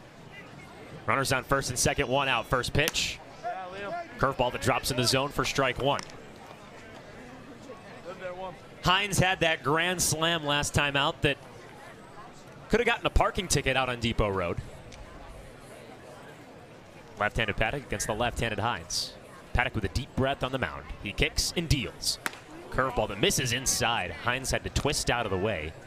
It's a ball and a strike on YD's DH.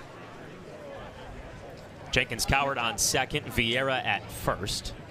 Still one gone here in the frame. Connor Dykstra popped out to Kyson Donahue to start the fourth. Paddock looks towards second, lifts his leg and fires. Swing and a miss. Curveball broke away from the lefty Hines to the outside corner. A ball and 2 strikes. Hines came into this game at a .315 batting average, an OPS over 1,000, the only Red Sox to have an OPS over 1,000. He's behind 1-2 in the count here as Paddock goes home. Hard ground ball to Donahue at first. He fields it, throws over to second, does not get the runner at second base. They say Caden Kent's foot was off the bag. Runners are safe everywhere. Caden Kent calls time to argue with third base umpire Chris Scott, who's positioned by second. Kent gives the baseball to Paddock, but Marty Lees, the infield coach for Chatham, just screamed at Kyson Donahue, who fielded the ball behind the first base bag. He would have had to easy out at first, the sure out, by just stepping on the bag, but instead tried to turn 2, and Caden Kent's foot came off because of a wayward throw. So the bases are loaded for Xander Darby. 1 for 2 today with a single and a run scored. The first pitch misses outside for ball 1.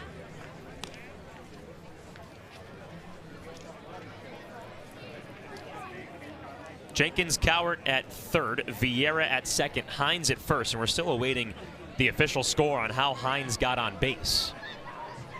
1-0 offering. Misses low in the dirt. Hobson gloves it. It's 2 balls and no strikes. Ruled a fielder's choice on the ball over to first base. No error assessed, though. Well, regardless, there's bases loaded with 1 out. Whitey already up 8-3. A chance to add some more. Paddock stares towards second. Looks 3 times. Make it 4. High leg kick goes home. A heater that misses inches on the inside corner. It's 3 balls and no strikes to Darby. Paddock 1 ball away from walking home YD's 9th run. It's only the top of the 4th inning, folks. Paddock with the hands at the belt, a deep breath, he shrugs, the 3-0. Fastball misses outside for ball 4. And there goes Jenkins Cowart, sprinting down the third base line. He steps on home as YD's 9th run. Darby is walked with the bases loaded, and YD leads 9-3 in the top of the 4th.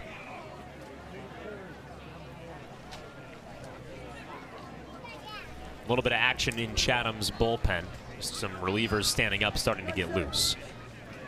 Dub Gleed stands into the right-handed batter's box. His toes on the inside chalk. First pitch to him is a fastball that misses above the letters. 1-0. Gleed was hit by a pitch and scored back in the second. He flied out to center to start the third. Vieira on third, Hines at second, Darby at first. 1 out. 1 ball, no strikes to Gleed. First pitch. 1-0 rather, is popped up. Shallow infield. All 4 infielders call it, but Caden Kent, the shortstop, has the priority, and he makes the catch. 2 away here in the 4th. That was a bit of an adventure, Joe. People running everywhere on the infield. It was an infield fly rule in effect, so it wouldn't have exactly mattered if the ball was dropped, but it was a mad scramble in the middle of the diamond. So Caden Kent, who's making his 2nd stop at shortstop of the season, calls everybody off, makes the catch for the 2nd out, but the bases are still juiced, and up comes Brady Day. Left-handed hitter, first pitch to him. Fastball misses high and tight, 1-0. Day had the sacrifice bunt in the 2nd inning that set up the 2 RBI double for Casey Cook. He flied out to right his last time up. Infield, outfield straight away for the 1-0. A fastball that misses high and inside once more. 2-0 to the Kansas State second baseman. Day out of Hampstead, New Hampshire, just wrapped up his junior year with Kansas State. He had 40 at-bats coming into today's game. The 2-0. Fastball right down the middle. Strike one. Fastball sitting in the high 80s, low 90s for Paddock in relief. That last pitch was dead on at 90. Paddock gets the sign from Hobson, collects his breath, and fires. Popped up, but drifts out of play. Right over our heads, high above diamond side, third base line. It's 2 balls and 2 strikes to Brady Day. Vieira at third, Hines at second, Darby at first. 2 gone. In the top of the fourth, YD holds a 6-run lead. It's 9-3. 2-2. Fastball misses inside, and the count runs full. So with the full count in 2 outs, expect the runners to be in motion. Let's go, Liam. Lots of confidence right here, 1. A rope into the gap could bring home 3 runs if all 3 runners are in motion. They are, as the 3-2 comes home. Foul tipped. Went into Hobson's glove and fell out. So the count remains at 3 balls and 2 strikes, and all those runners have to scamper back to their respective bases. The wind's blowing out to right center field for the lefty Day as well. We've already seen a baseball deposited close to the Chatham Firehouse. Could it happen again for a second time? It's up to Liam Paddock to stop that. Payoff pitch. Lifted to the right side. Chris Maldonado, the second baseman in shallow right field. He makes the catch. And that's the final out of the 4th inning. Well, YD scores 2 runs in the 4th inning. A solo jack from RJ Austin got it started. For YD, 2 runs on 2 hits. No errors for Chatham in the field. And 3 runners are left on base. We'll go to the home half of the 4th inning. It's YD 9, Chatham 3 on the Cape Cod Baseball Network. Chatham on TRZ, Cape Cod.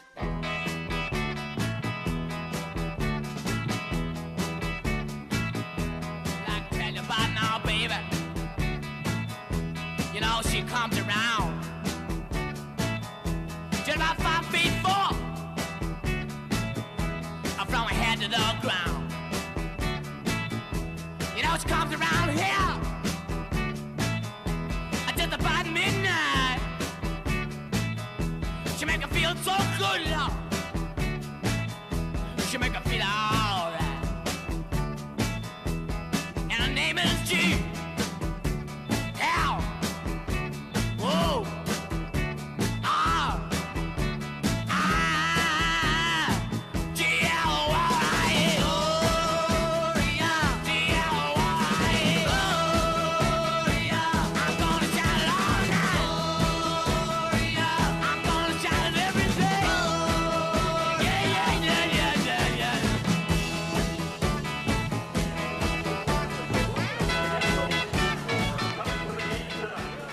We're under the candlelights at Veterans Field, but the only thing that's on fire, the YD bats. The Red Sox lead 9-3 over the A's as we start the bottom of the 4th inning. Chatham with a steep mountain to climb, but Tom Holliday leans on Kent, Casarilla, and Hobson. 7, 8, 9 due up for the A's in the bottom of the 4th. First pitch to the lefty, Caden Kent, drops in the zone for strike 1. The YD starter, Nick Judas, back on the mound for his 4th inning of work. He's given up 3 runs on 2 hits. The 0-1 misses low and inside. The changeup at 81. And it's a ball and a strike to Chatham's shortstop. Kent struck out swinging his last time up in his only plate appearance of the game. He was 0 for 3 yesterday in Brewster, and he hasn't had a hit since June 20th against these YD Red Sox. The 1-1 is taken for a called strike. It's 1-2. That time the changeup ran inside.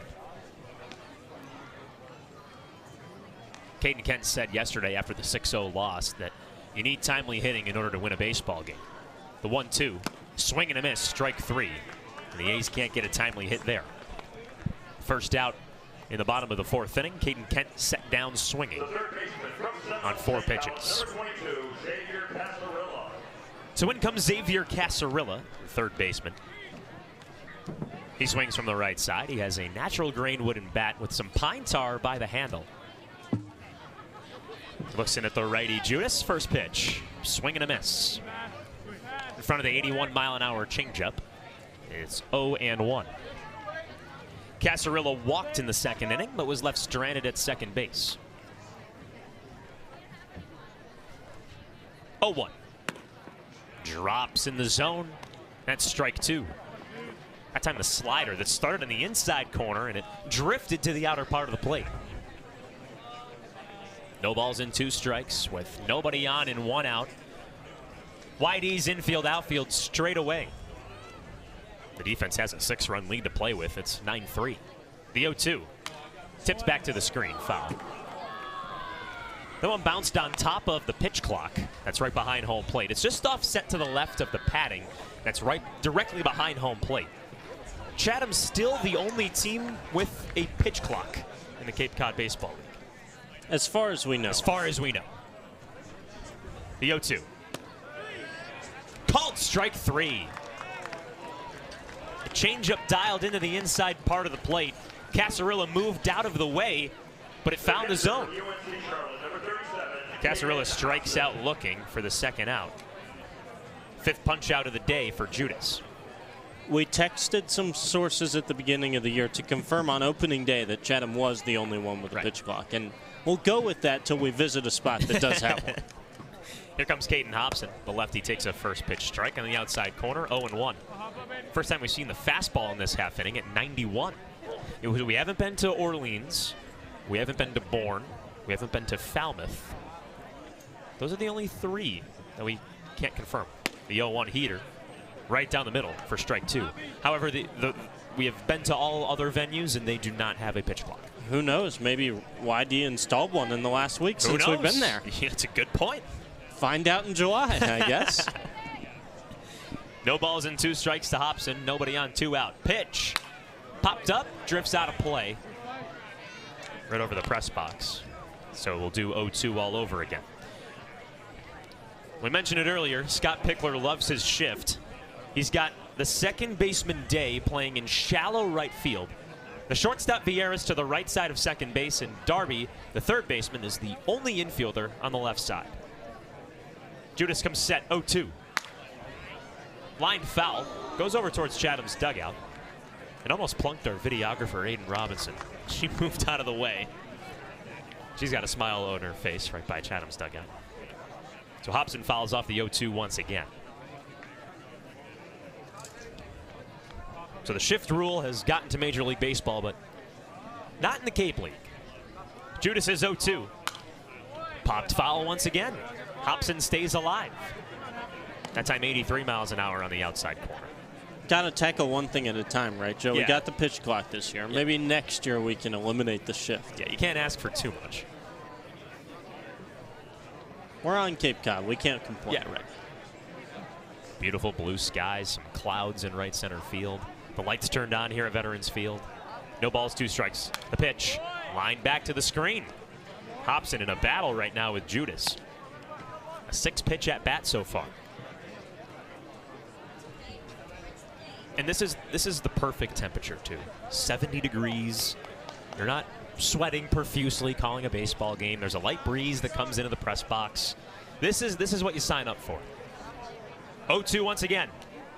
Goes all the way to the backstop. It tipped Dykstra's glove, but the fastball pounded the green padding behind home plate. It's a ball and 2 strikes on Hobson, who walked back in the 2nd inning and was a part of the 6-4-3 inning-ending double play off Carson Benge's bat. The shift is still the same for YD. 3 infielders on the right side. Judas from the stretch. Puts a changeup into the dirt. 2 balls and 2 strikes to Caden Hobson.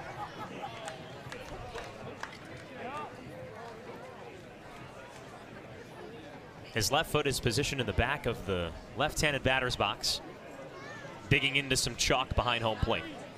His right knee bent towards the catcher. 2-2, swing and a miss, strike 3.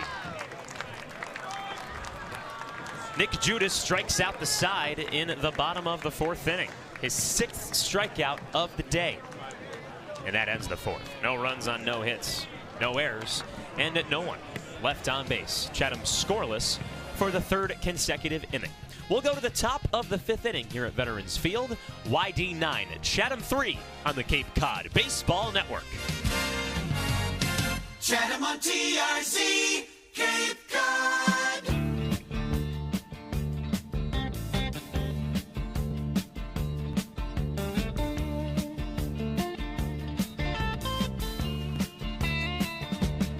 You get a shiver in the dark, it's raining in the park, but meantime, south of the river, you stop and you hold everything. A band is blowing Dixie, double fall time.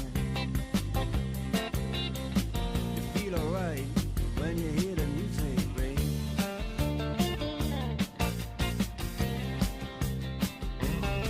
Well, now you step inside, but you don't see too many faces. Coming in out of the rain and hear the jazz go down. Competition in other places, but the horns, they blowing that sound. Time for the top of the 5th inning here in Chatham. It's YD 9, Chatham 3. The Red Sox have 9 runs on 8 hits. Chatham with 3 runs on 2 hits. The reliever, Liam Paddock, begins his 3rd inning of work in place of Trey Gibson, Chatham's starter. The first pitch to Casey Cook spikes in the dirt, and that's ball 1. So Trey Gibson, Chatham's starter today, pitched 2 innings, gave up 6 hits, 7 runs, each of them earned, 2 Ks, no walks, and he plunked 2 batters. Paddock's come into the 3rd inning and has allowed 2 runs. The 1-0, cut on and missed. Cook out in front of the pitch. It's 1-1. That time 90 miles an hour from Liam Paddock. Lefty on lefty matchup between Paddock and Cook, and here's the pitch.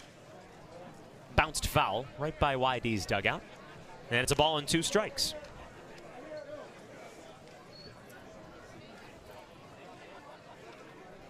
Casey Cook 1 for 2 today with a double and a run scored in the 2nd.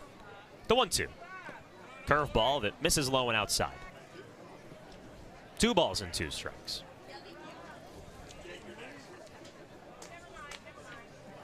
Well, we all know that it's the top of the 5th inning, so if you're wondering what Andrew Selover's doing right now, he's looking over some Major League Baseball scores, and we'll get to those after this 2-2.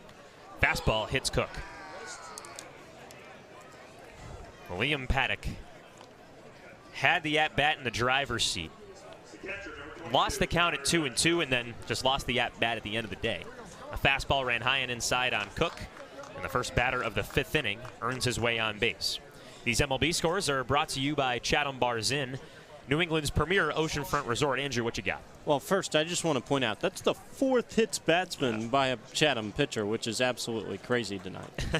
First pitch to Connor Dykstra is a called strike in the inside corner, 0-1. 2-1 Orioles over the Reds. That's in a rain delay right now in the bottom of the 3rd in Baltimore.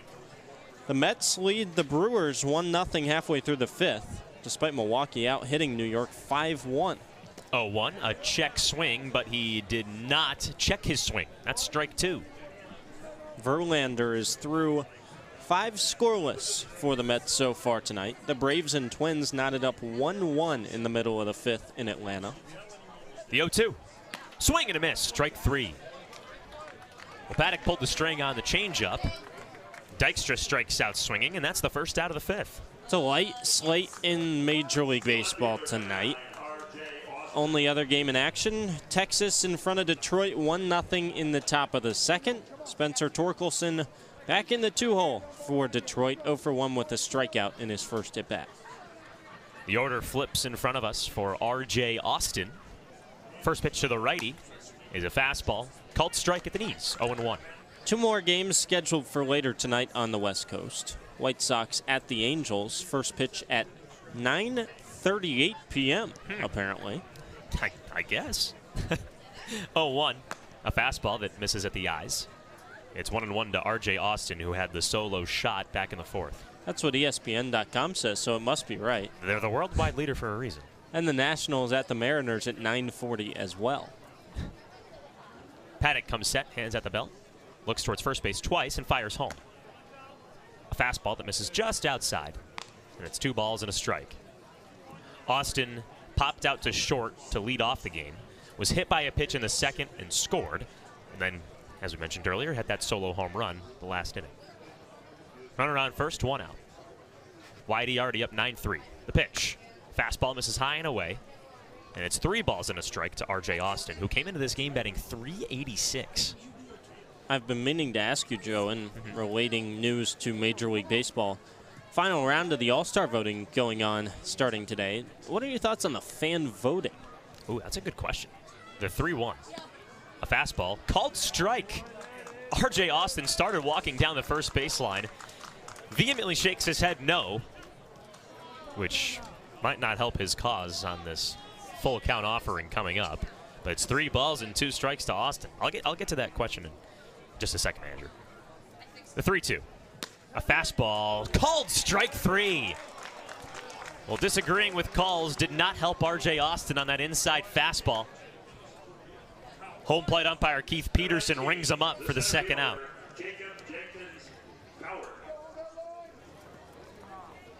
Now I have a question on top of a question you already asked, so it's like question roulette now. But I'll answer your question first. As Jacob Jenkins Cowart walks into the left-handed batter's box. First pitch fastball, bounced foul on the first baseline. So I think that the fan voting is a good concept, and as a Yankees fan, I love it. All the Yankees get voted to the game. It's wonderful. I just think that fan voting is, I think it's good for like the Hall of Fame, but not the All-Star game. I'm more concerned with the Hall of Fame voting as the throws over to Casey Cook over at first base. He's back in safely. I just think that the writers don't know what they're doing. I don't think the fans know what they're doing for the All-Star. I don't know that the fans know what they're doing. Yeah, so it's kind of like the same thing. I don't know if that's the solution. The 0-1. A fastball called strike, and it's 0-2. What do you think about the fan voting? I don't like it, actually. I don't think we need fan voting for the All-Star game or for the Hall of Fame. I just think it doesn't – it's a biased system we're working with here. Yeah. Takes away the validity of making the All-Star game. 0-2. Fastball that's drilled to deep right field. Benj hustles back. He backpedals at the warning track, and he makes the catch. Chatham fans can breathe a sigh of relief as Benj catches the fly ball from Jenkins Cowart to end the 5th inning. I think it's a good point. Maybe fans don't know anything after. There's currently 8 Braves in the field that might make the All-Star game there in the final round. So you're an unbiased journalist, Andrew Selover, and that's what we love about you. We're losing the rights of validation about making an All-Star game. Well, no runs on no hits, no errors, and 1 man left on base. We had a special guest our last home game, and we're having another one here in the bottom of the 5th inning. Fans, don't go anywhere. The Cape's leader, sports radio play-by-play. Go A's! Chatham on TRC. Cape Cod. Oh, we're halfway there. Oh, give me all a prayer. Take my hand, we'll make it, I swear. Oh, give me all a prayer. Johnny's got his 6-string high. Now he's holding in what he used to make it talk so tough. It's tough. Gina dreams of running away. She cries in the nighttime and whispers. Who's coming up? It's the bottom of the 5th inning here at Veterans Field. YD 9, Chatham 3. You might have just heard his voice right there. He's been a little rusty on TRZ team line, but it's Cooper Boardman, Chatham broadcaster 2018-2019. Coop, how you doing, my friend? Pooch, it is an honor to be here. Wow, just listen to that voice on the condenser, man. You just miss it, So bad. Matthew Etzel gets things started for the A's in the bottom of the 5th. The first pitch to the lefty. skips in the dirt for ball 1. So, what's it like being back here? You know, so I've been back. I'm in Massachusetts now. So I came back in 21. I was here for a game. I was here in 22, but not for a game. And I had, I think, forgotten. The 1-0 is grounded to the right side. And it's fielded over to first base by Day to set down Etzel for the first out. Yeah, I know when to lay out. It is, it's amazing. The feeling never changes walking up. When we walked up, you come up the hill and you hear it before you see it. That's what they always say. Yeah, Yeah, and right. you're like, oh, okay.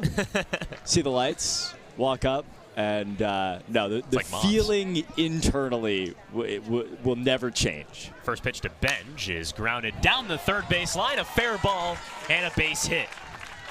Carson Benj, a one-pitch single. You know, your broadcast partner, Josh Schaefer, said that when there's a guest in the booth, the A's just hit. 100%. How many runs did he give you guys the other day? He got 2, which was He enough got to 2. win a ball game. Yeah. He got a 2-run Casarilla home run. Okay. Yeah. So I got to get 2 here at a minimum. Maybe Lyle Miller Green's the one who does it. All right. He's in the right-handed batter's box against the righty Nick Judas. The first pitch is a called strike, 0-1. So, Coop, you got to tell the audience what you're up to these days and how you spend your free time. Sure. So I am. Hello. Wave to the fans. Oh, hello, fans. If you're on team line. 0-1. Misses outside. Ball I got 1. brown hair. No, so I am. I'm in Worcester, Massachusetts. Beautiful Worcester, working for the AAA affiliate of the Boston Red Sox, Worcester Red Sox, to do some work for the Major League team as well. Throw over to first. Benj back in safely. Very nice. It is. It's awesome. It's fun. I'm not too far away in Massachusetts, which is awesome. And yeah, 2018, 2019 here. 1-1 is cut on and missed. Miller Green's down 1-2. So what are what's the most fondest memory you have from either season? It's pretty good. 2018 we're in the Cape League. I'm probably going to just repeat all the stories that Josh gave you guys the other night. But 2018 Cape League Championship Series. 1-2 misses low. The count's even to Miller Green. Against Wareham. I want to say something about. I was about to say something without thinking that I was on the air about Wareham. But we were in Game 2. We started Game 2. There were 8, 9, 10,000 people here. Hill was packed. Wait, that many people were Yeah, here? we got a big My pitch. goodness. The 2-2 is fouled back to the screen. Count stays at 2-2. And then the fog rolled in. Our first year here in have you guys had a fog delay yet? No, not yet. We were thinking we were going to have one today, but yeah, it threatened. It's got to sit. It's got to sit. We had, I think, 7, 8 fog delays, fog outs over the course of a 44-game season. It was crazy. The 2-2 misses high, and the count's even at 3-2. Good take. We haven't had a fog out. We've had too many rainouts to count. Chatham leads the league with 3 rainouts. Sure. Andrew can count. I Excellent. Yep. Excellent. Off days taken left and right. 2019, we had a tornado. 3-2 is get hammered. Deep left field. Did it get out? Yes, it did. It's gone. The A's just hit when there's a guest in the booth. Lyle Miller Green deposits a 2-run shot right by the left center field scoreboard. It's 9-5 YD in the bottom of the 5th. And I got to get one more. Sorry for yelling get out in the middle of that. Well, it did. It went out and then some. 383 feet to left field. It's 357 to left center. Pickler's got to go to the bullpen. Oh, he has to. He's got a righty going. He's waltzing out. He looks over. Did he make the point yet? We're not sure. But you can't. Yes, there we have a Chatham Bars Inn call to the bullpen coming up here. But of course, we'll stay right here. You can't script it any better than that. This is why I'm here. Yeah, I know it's been a tough day. You bring me up in the second, that 7 spot never happens. Cooper Boardman here with us on the Cape Cod Baseball Network, Chatham broadcaster 2018-2019. What was it like working with Josh? I know some of our fans here in 23 got to hear him a few nights ago, so they know a little bit about him. One of my great friends in this world, Josh Schaefer, doing amazing things in the American Hockey League. That's the thing about just in general. I'll answer your question in a second. I just go wherever I want. Of course, take it away. Is for the fans and the parents and anybody who's watching and listening, like, who the heck is this guy? These are moments that, whether it be your son or your nephew or just you're watching the game because you just happen to find yourself here, these are the days that they and we will remember for the rest of their lives. And 4 years removed from it, and this includes Josh, you will just never forget every part of this and what it means. And just it is I've had plenty of baseball sports related experiences over the last 4 or 5 years in pro baseball and stuff like that. There's just nothing like this. And Dan Duva always says it, sand in your shoes, you always keep coming back, but it's true, I'm here. Well, we're still waiting on our Dan Duva appearance here. It's coming, I'm told. That's what we've been hearing. Yeah. I mean, he could walk in right now for all. I'd lose my mind. Yeah. Who knows? He might walk in with the Stanley Cup too, which would be that would be something. I told him spaghetti and meatballs. We were just talking about the MLB All-Star game coming Sure. up with our top of the fifth MLB scores check. Yep. And we were talking about the fan voting. Are you pro or against fan voting? So I caught a little bit of this standing outside at the merchandise tent. The merch speakers. So, plugged in? Yeah, You're good? Yep, All right, everybody can hear it? good. Yeah, that's good. They do work tonight, though. Okay, good. Hello to Ed. Matthew Fernandez on the bump. His first pitch is laced down the first base line, but it's foul. I got to get one more run to beat Schaefer. Let's go, boys. We'll keep standings of the visitors and how many runs. Excellent. Excellent. So, is Josh the season leader to this point? It's early, right? Well, now it's tied. Yeah. Right. The 0-1. Line back to the screen, 0-2. I mean, it has to be the fact that you two are tied. Like, there's no way. Yeah, no, we're gonna fix that. Everyone says you guys are the same person, so. And they're right. No, the MLB, the fan vote thing.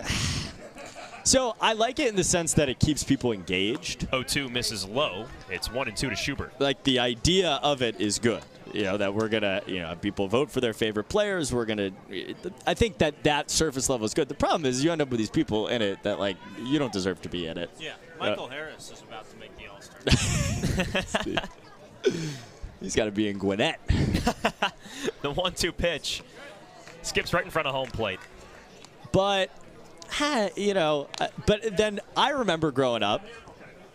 I don't know if you guys are a few years younger than I. You're not that much younger than I am. 3 years. You go to a ballpark and they had the paper ones that you could punch out. They don't do that anymore. The what? Oh, see, I am older than you. This is exciting. Wait, what? The 2-2. Swing and a miss, strike 3. People of a certain age will remember that. You would go to the ballpark growing up, and the couple of months right before the All-Star game, they would have physical paper ballots that you could punch out. What, you attend games you guys in are both looking at me. 1940? Do you go to Ebbets Field to do that? What are you talking about? The old Yankee Stadium. They have them everywhere. My goodness. And you'd pop it out.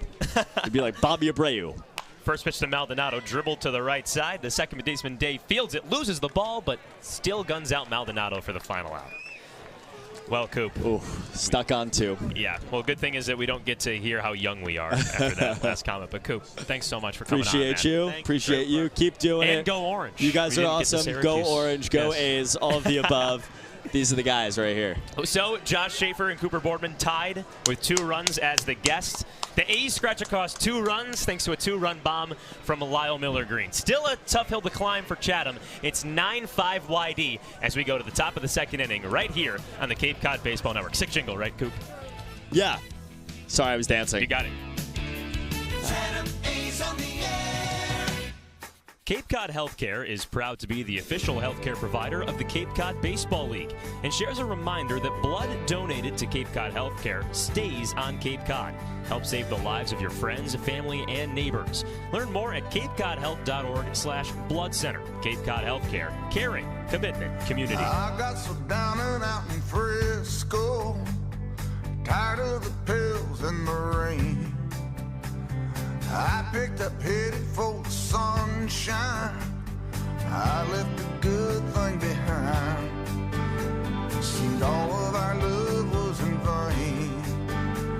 Now my baby's coming in on the Tucson train.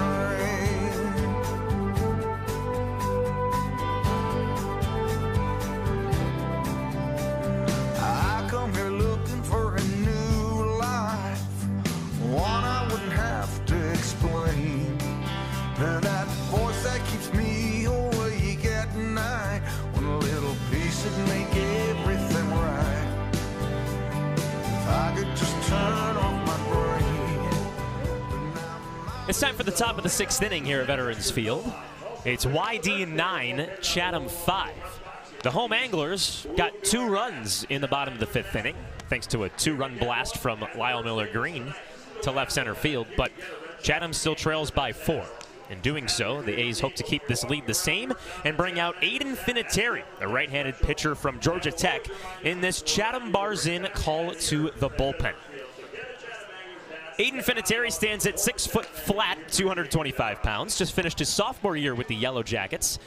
Pitched 6 innings, gave up 8 hits, 4 runs, 2 of them earned so far this season, 7 strikeouts and 2 walks, an ERA of 3 flat. From Watertown, Connecticut, but plays in the land of Andrew Selover, Georgia Tech. First batter he faces is Max Vieira, the shortstop out of Seton Hall. Right-handed Finateri, right-handed Vieira. First pitch, off speed, drops in the zone for strike 1. Finateri has a fastball slider changeup combination. That last pitch was the slider at 81 miles an hour. From this windup, Finateri pitches. It misses low. It's ball 1. YD with 9 runs on 8 hits so far, highlighted by a 7-run top of the 2nd inning. Finateri deals. Swing and a miss. Vieira way out in front of the changeup, and it's a ball and 2 strikes to YD's shortstop. Vieira's 2 for 3 today, a double in the first, struck out swinging in the second, and had a single back in the 4th. Finateri's 1-2. Dribble down the third baseline. Casarilla fields it, throws on a hop to first in time. Not necessarily a hot shot, but not a slow roller. Casarilla fielded it, whipped it over to first in time, got Vieira by about a step and a half. And that's the first out here in the 6th. Because it is the top of the 6th inning, it's time to check out some Cape League scores presented by Sweet Tomatoes Pizza, but we'll do so after the first pitch comes into Hunter Hines, the left-handed hitting DH. First pitch, grounded back up the middle. Kent at short fields it right by second base, and it squirts out to his right into center field. Hunter Hines works his way on to first. We'll await the official scoring on that chopper up the middle, and it's a base hit. Hunter Hines with a grand slam and a single. He reaches his way on first with 1 out here in the 6th. Do you have some Cape League scores for us, Andrew? I know we I do, interrupted Joe. by Sorry, that play. Yeah. we're all over the place right now. It's a mad scramble to get these to you, but it's a tough night right now for the East Division in the Cape League. Oh, boy. Who's 0 for 3 in 3 finals. First pitch to Xander Darby misses low for ball 1. The winner of this contest, as it stands 9-5 YD in the top of the 6th, that's the only winner in the East Division tonight because 3 finals. Bourne knocks off Harwich 5-3. 1-0. The lefty takes a fastball outside at 87. It's 2-0. Mariners came into the night at 9-4, top of the East Division. Wareham beats Brewster 9-2, and Catuit knocks off Orleans 5-2. So if Chatham can come back and win, they're just 1 point away from Orleans. 2-0 heater. Called strike on the inside corner. It's 2-1. Well, the good news is that each of the East Division teams won't be losers tonight. But that's right. I mean, there's a chance that they will not all be winners. In eyes of Chatham fans, it's good when the East Division loses. It helps you get back in it. 2-1. Popped up to the left side. It drifts out of play over the third baseline. It's 2 balls and 2 strikes to Xander Darby, the left-handed hitting third baseman who singled in the second, flied out to center in the second as well. He had 2 at-bats in that half inning, and he walked back in the 4th. Other game going on. It's currently in action in the top of the 7th. Hyannis leads Falmouth 2-1. 2-2. Strike 3 looking. The fastball goes inside. Darby watched it go right by for the second out. Runner on first, 2 gone here in the top of the 6th. Whitey still leads 9-5.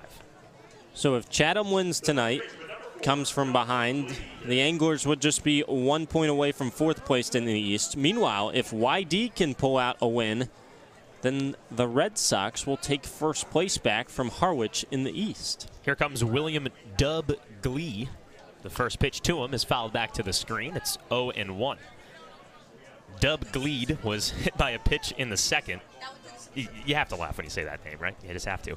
It flied out to center back in the 3rd and then popped out to short his last time up. One heck of a nickname. With A. Selover, I'm Jay Puccio. The 0-1 misses low and outside, and it's a ball and a strike to Dub Gleed. And when you look at standings this early in the season, to say it doesn't matter is lazy. Of course they matter, but the thing is, as Finiteri lifts his leg for the 1-1, it's a called strike right over the heart of the plate. Change up at 81, and it's a ball and 2 strikes. The thing is, we just passed the quarter mark of the season, and then it's game 14, so Chatham is 8 games away from it being the halfway mark of the season. All of a sudden, the standings will matter. The 1-2 misses low and outside, and it's 2 balls and 2 strikes to Gleed. With a runner on first and 2 gone. The runner at first is Hunter Hines, who got on with a single. YD up 4. It's 9-5 in favor of the Red Sox. Chatham needs a Bourne-esque run. Braves have won 5 of their last 6. The 2-2 misses low. The count runs full to Gleed. And Bourne was the worst team in the league before this last week. And what a stretch it's been. Derek Bender joins the team from Coastal. He's the Cape League Player of the Week. He hit for the cycle the other night. Things are turning in the right direction for the Cape League champs. 3-2. Fastball misses high and away for ball 4.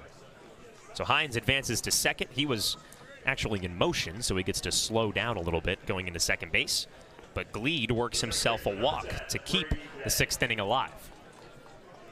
That was the first Cape League cycle since Matt Shaw did it last year for the Bourne Braves. But before Matt Shaw, it was 2013. Runners on first and second with 2 outs. The first pitch to Brady Day misses low for ball 1. So about a 9-year hiatus from the last Cape League cycle, and then Bourne has a player that does it in consecutive years. That's baseball for you. Finitteri's 1-0. Misses low. Hobson gloves it. Time the fastball had a bit of a sinking motion to it at 87 miles an hour. It kisses off the dirt, and it's 2 balls and no strikes today.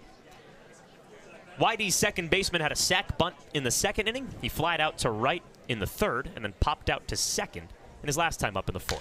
2-0 clocked to deep left field. Schubert hustles to his left, and he makes the catch. Just steps away from the warning track, and that does it for the top of the 6th inning.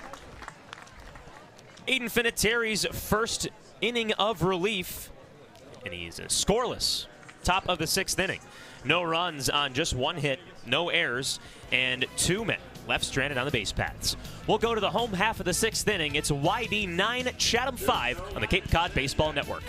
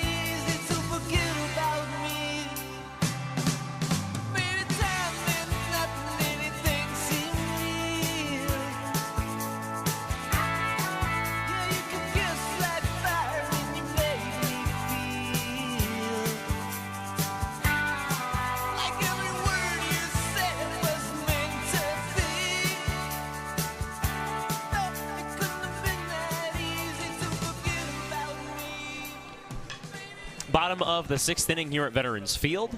YD has a 9-5 advantage over Chatham. The A's have 5 runs on 4 hits. They bring up Donahue, Kent, and Casarilla due up in the bottom of the 6th against Matthew Fernandez. Fernandez came in the bottom of the 5th inning, but we had our friend Cooper Boardman on the air, and we couldn't tell you everything about him. We can't blame Cooper for that. That's kind of on our fault. First pitch to Donahue is ripped out to center field. Cowart hustles in. That's Jenkins Cowart who makes the catch. 1 pitch, 1 out here in the 6th. So Fernandez, a right-handed pitcher out of Pittsburgh, native of Miami, Florida, 6 feet tall, just under 200 pounds. He finished his senior campaign with the Pitt Panthers. He's pitching in his 3rd appearance of the summer. All 3 of them have been away from Red Wilson Field.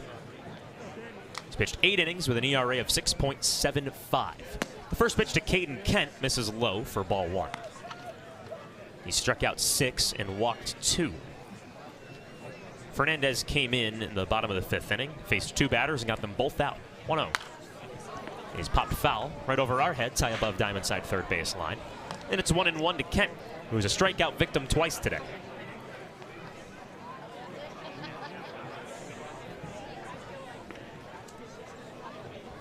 Pittsburgh Panthers in the Atlantic Coast Conference. All of the schools in the ACC have baseball except for one, as Kent takes a pitch outside and it's 2-1. That school would be where we go. That's Syracuse. What a shame.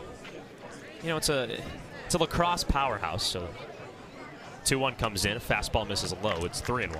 I say that, but I'm a firm believer that Syracuse needs a men's ice hockey team before it needs a baseball team. I will die on that hill. You know how awesome a D1 men's hockey team would be at Syracuse? Syracuse has a Division I team, the women's program, who won the CHA last season. 3-1 pitch. Kent lays down a bunt down the third base line. It trickles foul at the last second. Oh, YD had 3 infielders to the right side. It was every old baseball fan's dream to bunt against the shift.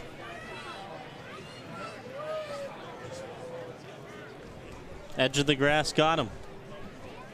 Just rolled a couple inches foul past the third base bag. I wasn't trying to make fun of old people there. That came across very negatively. Baseball enthusiasts who want to see that bunt down the third base line, they're not old. 3 balls and 2 strikes. Here's the pitch. A fastball that's tips back to the catcher Dykstra's glove, but it falls out. It's 3 balls and 2 strikes. What's the word I'm looking for? Yeah, I don't know, but my dad might have been a little bit offended by that. I think everyone just got offended.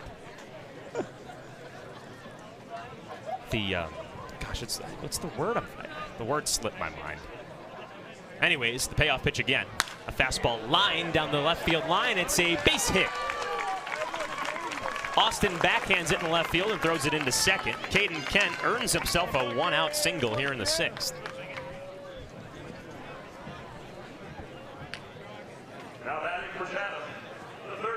A baseball traditionalist would like to see that bunt go on the third base line. That was what I was looking for. If that'll play, I was looking for my 8-iron, and I think I swung a baseball bat instead. I'll release a statement in the top of the 7th inning once again. In comes Xavier Casarilla. Runner on first, 1 out. Pitch is a called strike in the outside corner. It's 0-1. Casarilla walked back in the 2nd inning. He struck out looking in the 4th.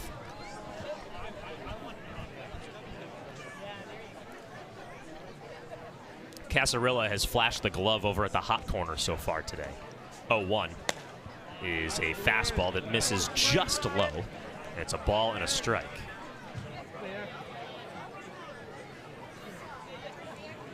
Casarilla fielded 2 slow rollers over to 30, sprinted in to make the play. One of them was a bunt, the other was a batted ball in play. The 1-1. Swing and a miss. Heavy hack at the off-speed stuff high, and it's 1-2. My dad, by the way, says he wasn't offended until I lumped him in with the old baseball fans group. Somehow I come out on the worst end of this one. There we go. Andrew takes the brunt for my swing and a miss. 1-2, throw over to first. Kent back in safely. And my dad's been texting me throughout this game, but he must be, I don't know, the Yankees must be on, or he must be getting to grab a late-night snack. Yeah. The 1-2. Popped up foul over by the first base dugout. Count remains 1-2. It's a fastball that was inside at 88 miles an hour, high and inside, and somehow Casarilla got a piece of his bat to it. He's got a runner on first with one out. Chatham trails 9-5 here in the bottom of the 6th inning. Fernandez working from the stretch. His hands are at his belt. He kicks and deals. A heater misses high and away, and it's 2 balls and 2 strikes.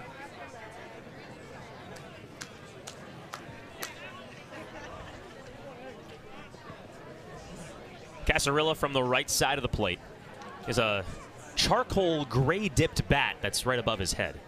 Looks at the pitcher for the 2-2 rather. Sprayed out to left center field. Jenkins Coward gets called off by the left fielder Austin, who makes the catch running to his left. Caden Kent retreats back to first with 2 outs now here in the bottom of the 6th.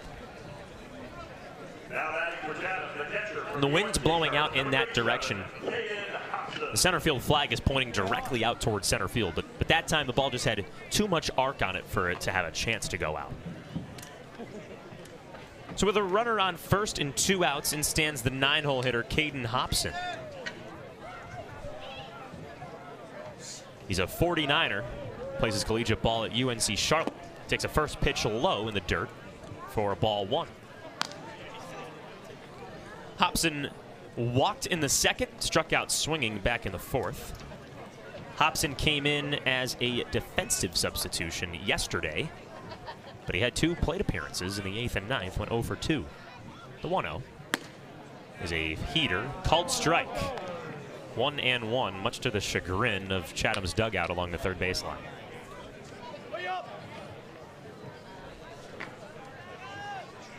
Hudson White started yesterday behind the plate. Today it's Caden Hobson for Chatham. Runner on first, 2 gone. Pitch. Rocket down the first baseline. Gleed knocks it down at first. He walks over and just toe taps the bag to retire the side. Scored a 3 unassisted to end the 6th inning. Chatham gets no runs on just a hit. No errors and 1 man left on base. Top of the 7th coming up next. It's 9-5 YD on the Cape Cod Baseball Network. Chatham A's on the air.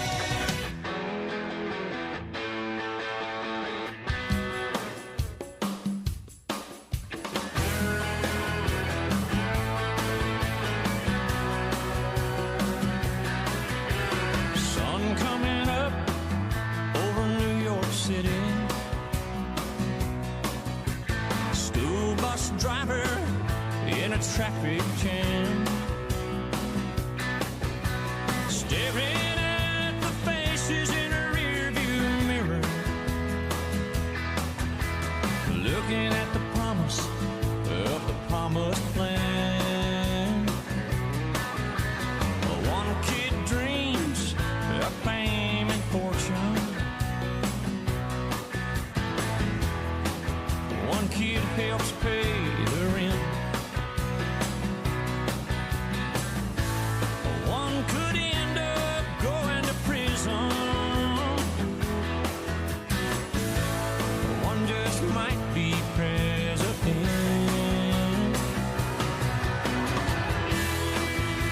Only in America, dreaming in red, white, and blue. Only in America, where we dream as big as we want to. We all get a chance. Everybody gets to dance. Only in America.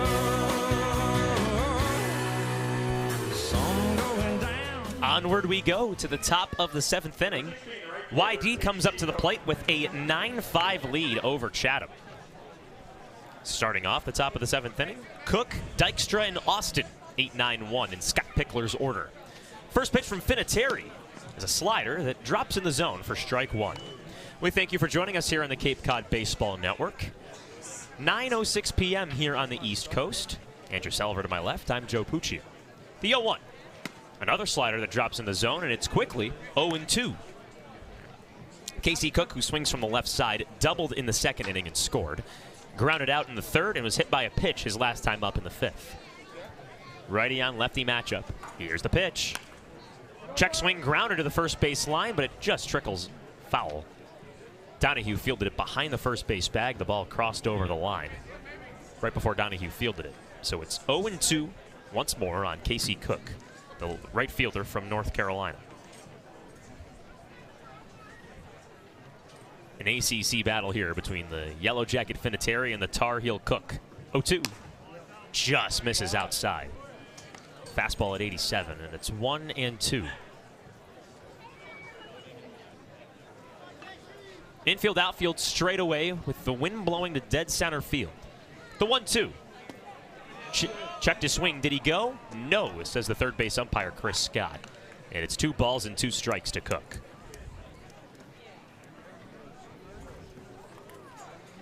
Finateri working from the windup. He has a off-white glove by his belt. The 2-2 is cranked out to right field. Benj hustles in, and the right fielder makes a head-high catch for the first out. Well, off the bat, it looked like that ball had some serious carry to it, but died in relatively shallow part of right field. Carson Benj made the catch for the first out. Nobody on, 1 out, and in stands Dykstra. Connor Dykstra, the catcher out of George Mason. A right-handed hitter. The first pitch misses low and away for ball 1. Connor Dykstra wears number 22 for the YD Red Sox. The Red Sox wearing red uniforms with blue numbers on the back. The 1-0. Chopped over towards Tom Holliday over by the first base dugout. The third base dugout for Chatham. A ball and a strike to the 9-hole hitter. Dykstra singled in the 2nd, popped out in the 4th, and struck out swinging in the 5th. The 1-1. Hammered. Deep left field. Schubert just watches this one fly. It's gone. Connor Dykstra came in today's game hitless. And he's 2 for 4 at Veterans Field and has a solo shot in the 7th. 10-5 Red Sox. That ball didn't even stand a chance. 385 feet off the bat, thanks to TrackMan. 97 miles an hour off the bat. The solo shot doubles YD's lead. It's 10-5. The first pitch to RJ Austin is a called strike on the inside corner, 0-1. Nolan Schubert is deep in left field, and he just made 2 strides over to his left and watched the ball sail. 0-1 heater in there for strike 2. YD came into the night with 8 home runs as a team, 4 behind Wareham, but they've got 3 on the evening. 0-1. Rather, the 0-2 misses outside. And it's 1-2. Austin has a solo shot himself, one of the home runs that YD hit today. Swings from the right side, awaits the 1-2. Pops it up, and it drifts out of play. Over towards the first base dugout that houses all of the red stockings. A ball and 2 strikes. Infield, outfield straight away, nobody on, 1 out. A 10-5 game for YD. The pitch misses just outside, and it's 2 balls and 2 strikes to RJ Austin.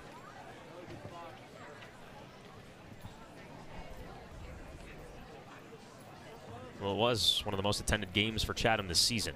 The 2-2 just misses inside. It's 3 balls and 2 strikes. Still waiting for the official attendance number today, but most of those fans have made their way home. 2,155 fans here at Veterans Field. That's the most this season. 3-2 pitch. Misses inside for ball 4. Asking you shall receive, I guess, Joe. RJ Austin works his way on with a walk here in the 7th. But there is 2,155 fans here at first pitch, and most of them have made their way home. We talked about how the right field hill was littered with fans, especially on the right side of the street. And most of them have left. Jenkins Cowart in the box. Takes a first pitch change up inside for ball 1. Fans are still scattered behind home plate. Most of them clad in sweatshirts. It's shorts weather here on the Cape. 70 degrees at first pitch. In the mid-60s right now. 1-0. Swing and a miss. Jenkins Cowart way late on the fastball, and it's 1-1. Jacob Jenkins Cowart grounded out in the first, singled in the 2nd and scored. Was plunked and scored in the 4th, and flied out in the 5th. The 1-1. Line back to the screen, foul. And it's 1-2. You can hear some young Chatham fans down there trying to power on the A's here in the 7th inning. Maybe some of those young fans could step up to the plate and give 5 runs for Chatham, because it's a 10-5 lead for YD. Vinatieri comes set, hands at the belt. Runner on first, throws over to the runner at first, but Austin slides back in safely.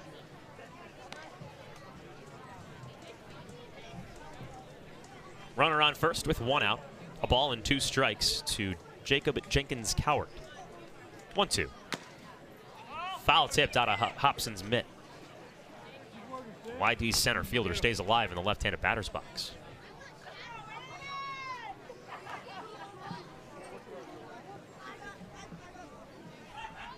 It's the 3rd time today that a foul tip has gone into Hobson's glove, and he has not snagged it.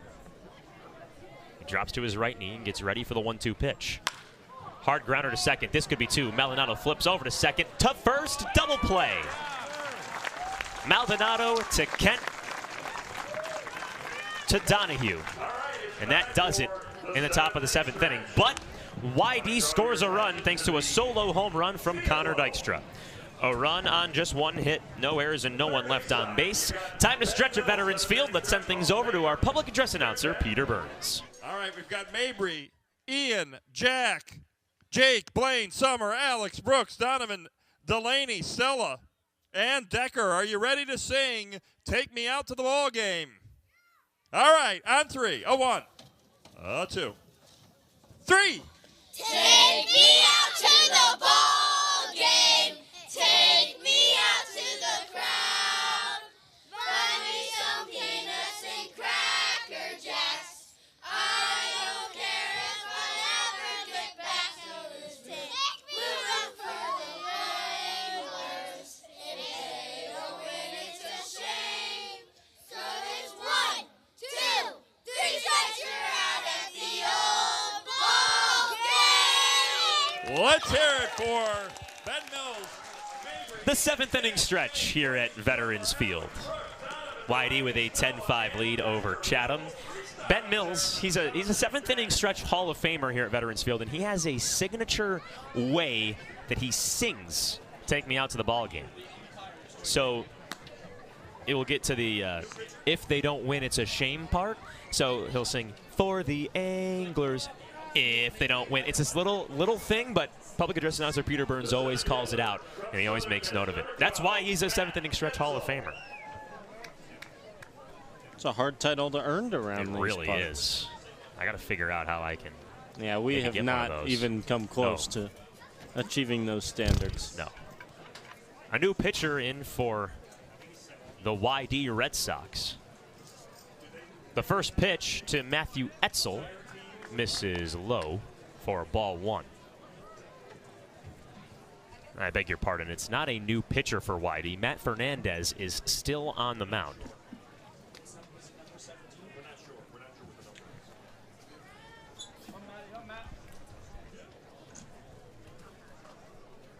The 1-0 pitch to Etzel is a check swing, but it was in the zone anyways. It's a ball and a strike on Chatham's center fielder, who singled and scored in the first, struck out looking in the second, and grounded out in the 5th. Nathan Archer is in center field for YD. That's the switch we had on the field. The 1-1 pitch. This is low and away for ball 2. We were so busy singing Take Me Out to the Ball Game that we misjudged who the defensive substitutions were. The infield outfield straight away for Matthew Etzel. Nobody on, nobody out. The pitch. Swing and a miss. Out in front of the changeup, low and away, and it's 2 balls and 2 strikes. YD with 10 runs on 10 hits. Chatham 5 runs on 5 hits. The 2-2. Skips way in front of home plate. Went about 56 feet. The count runs full on Chatham's leadoff hitter. Chatham comes into this game of 4-8-1 on the campaign, 9 points, which is last in the East Division. If Chatham can't score 5 runs in the next 3 innings at the dish, Chatham will stay in last place of the East Division. Etzel calls a timeout in the box. Chatham center fielder at 6'2", 211 pounds. Puts the bat above his left shoulder, and here's the payoff pitch. Check swing. Did he go? No, says third base umpire Chris Scott. Etzel earns himself a walk to start the 7th. And that was inches away from it being strike 3, whether it was the strike zone or the bat crossing the plane. So here comes Carson Bench, Chatham's right fielder. 2 for 3 today, 2 runs scored. Another 1 for 2 today with a walk back in the first, but still the 2 runs scored. First pitch to him. Misses low and away. Ball 1.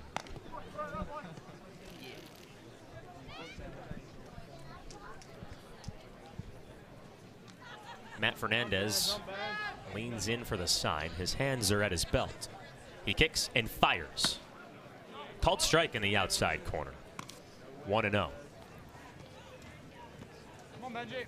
Matt Fernandez has a fastball, curveball, slider mix.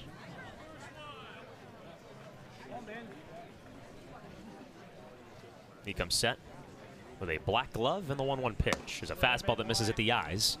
And it's 2 balls and a strike to Bench. We talked about it earlier when Carson Bench ground into that double play.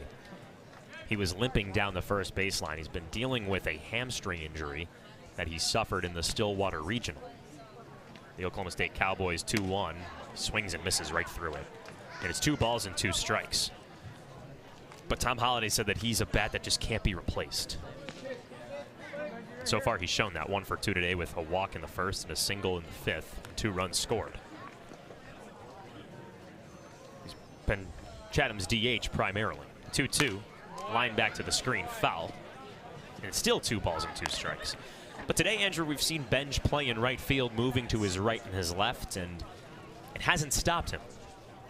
He's gotten the job done. It's not exciting to watch, no. I can tell you that much. He doesn't look to be in great shape. 2-2 misses low, and the count runs full to Bench. But it hasn't cost Chatham severely yet. The only play where you could argue maybe was the double play he grounded into. Can't hustle as fast as he would like down the line. And that came in the 2nd inning with just another runner on base. 3-2, runner goes. Swing and a miss, strike 3. Throw down to second. It misses the shortstop, but the second baseman, Day, backs up the throw. A strike him out and a not throw him out as Etzel steals second base, but Carson Bench is set down swinging for the first out. Second punch out of the day for Fernandez.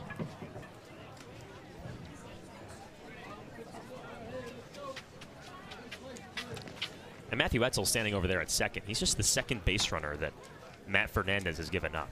Fernandez came in the bottom of the 5th inning after Lyle Miller Green hit a 2-run home run off Nick Judas. Gave up a single to Caden Kent and walked Matthew Etzel. Those are the only 2 blemishes on his line so far. 2 strikeouts and no walks. Speaking of Lyle Miller Green, here he is in the right-handed batter's box. His back right foot on the chalk, stares in at Fernandez for the first pitch. A fastball that misses low for ball 1. So Lyle Miller Green hit a 2-run homer. That came after batting practice today, in which Lyle Miller Green almost plunked a young Chatham fan right by the left center field wall, right behind him. They call him the BP champ for a reason. The 1-0 comes in. A fastball that's hammered to deep right field. Jenkins Cowart in center makes a diving catch for the second out. Etzel tags up from second, makes his way to third. Lyle Miller Green gets robbed of an extra base hit. Jenkins Cowart laid out to make that catch. And there's 2 gone here in the 7th. So this home run that Lyle Miller Green hit went out to left center. And you heard the ball hit the leaves of the tree, so the leaves rustle. And then you hear the pounding of the ball hit the hill. But as that was happening, a young fan who was out in center field just immediately flinches.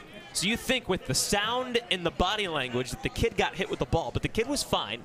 He picked up the baseball and he threw it back into the Chatham pitchers who were shagging fly balls, but it came feet away from being dangerous. Nolan Schubert takes a first pitch ball, and it's 1-0. There was many oohs coming from the Chatham players and media team members out on the field during BP.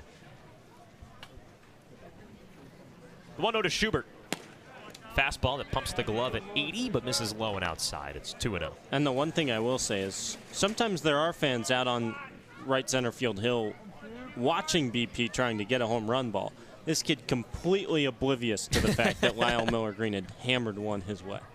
The 2-0. Misses low and away for ball 3. And there's not much space where he was set up, so at Veterans Field, there's trees in left field, and it spans out to left center. This kid was in kind of dead center, closer towards those trees, and he had to think to himself, oh, I'm probably not going to get a baseball out here. 3-0. Misses low for ball 4. It's a 4-pitch walk to Nolan Schubert. It puts runners on the corners with 2 gone. Chatham looking to climb back into this 10-5 YD advantage. He's probably thinking to himself, oh, I'm not going to get a ball here. Came 2 feet away from getting clocked in the head with one. With runners on first and third and 2 outs, in stands Chris Maldonado, Chatham's second baseman today. He swings from the right side against the right-handed Matt Fernandez. The YD pitcher working from the stretch. The first pitch, a check swing, but the pitch was in the zone anyways. It's 0-1. Maldonado struck out swinging in the first. Had a fielder's choice in the third and grounded out to second back in the 5th. Schubert off of first. Etzel stands off of third base. The 0-1. Ground ball down the third base line, but it's foul. Just to the right of Chatham's third base coach, Marty Lees. It's no balls and 2 strikes to Chris Maldonado.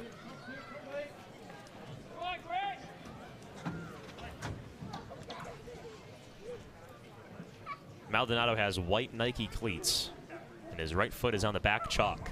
Stares at Fernandez for the 1-2. A fastball misses high and away at 87.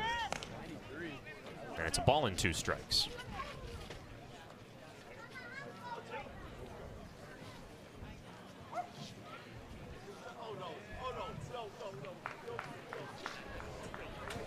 Wind blowing out to center field. 1-2. Curveball is popped foul. It's 1-2, and fans are scrambling for cover. Rain has just monsooned right over home plate. It's like they were giving out free hot dogs somewhere, and fans are just running away from the field. Oh, you can hear the carnage. 1-2 pitch is drilled into center field. Jenkins Coward hustles back, and he makes the catch for the final out. Well, that was just a heavy downpour for about 30 seconds.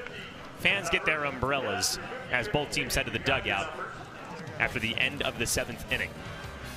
Chatham with no runs on no hits, no errors, but 2 runners are left on base thanks to 2 walks from Matt Fernandez to Chatham hitters. The rain has, it seemed to stop for now. You can't predict the weather here at Cape Cod, but what we can say is the top of the 8th inning is up next. It's YD 10, Chatham 5 on the Cape Cod Baseball Network. Sports Radio, play-by-play. Go A's, Chatham on DRC.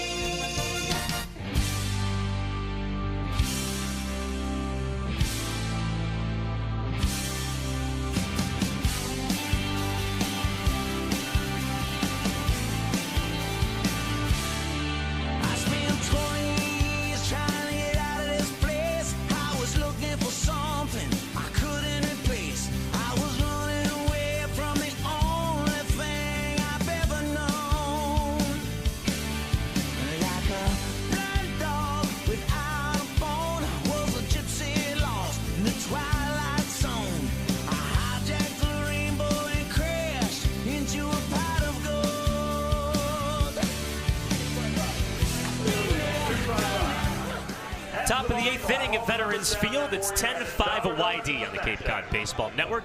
And here to take you home on play-by-play, my friend, Andrew Selover. Hi, my friend Joe.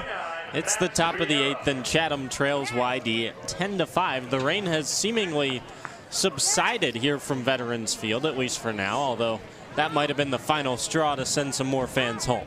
First pitch from Aiden Finateri misses outside for ball 1. 3, 4, and 5 due up for Yarmouth-Dennis. Max Vieira bats from the right side. Right-on-right matchup. Finateri rocks and deals. Golfed out towards right center. Back goes Etzel towards the track, and he scoots under it for out number 1. I will say, Andrew, the rain has completely stopped. I think it rained for a minute. Despite Joe currently wearing a rain jacket in the booth. Okay. I mean, that's not a good sign.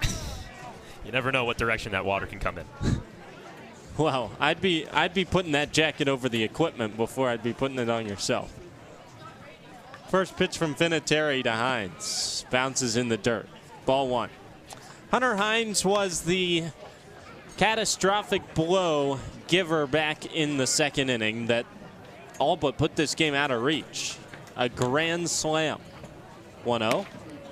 On the outside corner for strike 1. YD had already scratched across 3 runs in the top of the second after Chatham led the game 3-0 through 1. It was a 3-3 game. 1-1 pitch. This is outside. 2-1 the count.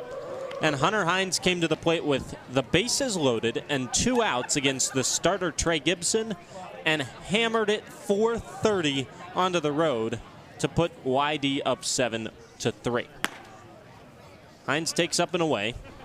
3-1 the count. Trey Gibson's day ended after that second inning. He's in line for the loss as Chatham trails YD now 10-5. Red Sox tacked on 2 in the 5th and 1 in the 7th. 3-1 pitch. Just misses outside for ball 4.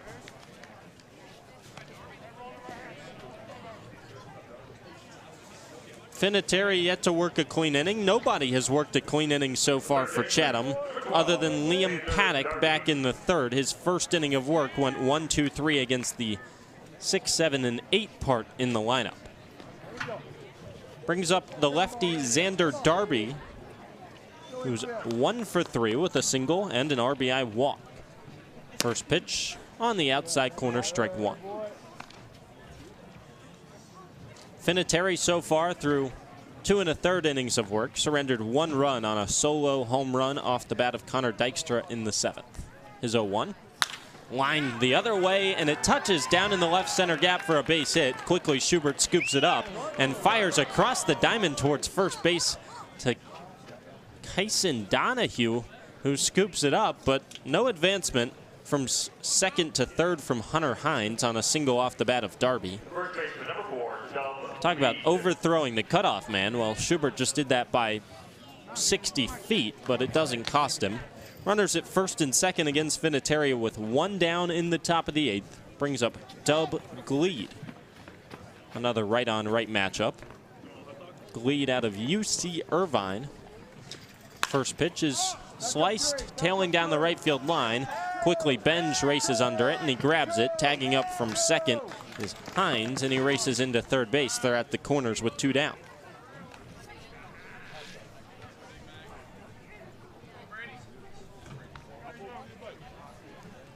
So Dub Gleed is retired for the 3rd time tonight. Brings up Brady Day with 2 outs, runners at the corners, and YD leading Chatham 10-5.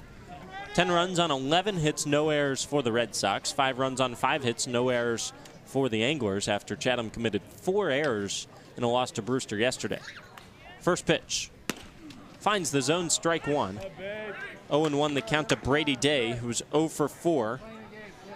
Only Red Sox batter yet to reach base. Day, a second baseman out of Kansas State, slices the ball towards the Chatham dugout, and it bounces off the screening back towards third base. 0-2 the count. Hot shot in the direction of the Anglers, who were sent scattering back towards the bench. Now they retake the top step. Looking on at Finateri, who tries to strand 2 on the base paths. With 2 down in an 0-2 count, he fires. Foul tip to the backstop. Forced to throw at least 1 more pitch. Finateri up to 52 pitches on the evening. Trying to complete his 3rd inning of work and keep it a 10-5 YD advantage. Finateri looks over to the base runner Darby at first. He comes set at the belt buckle and offers. Chopped over to first. Donahue has it off 1 hop. He steps on first base in time for out number 3. Aiden Finiteri works around 2 base runners and strands them at the corners halfway through the 8th. It's 10-5 YD over Chatham. Anglers in search of some offense when we return to the Cape Cod Baseball Network. Chatham on TRZ, Cape Cod.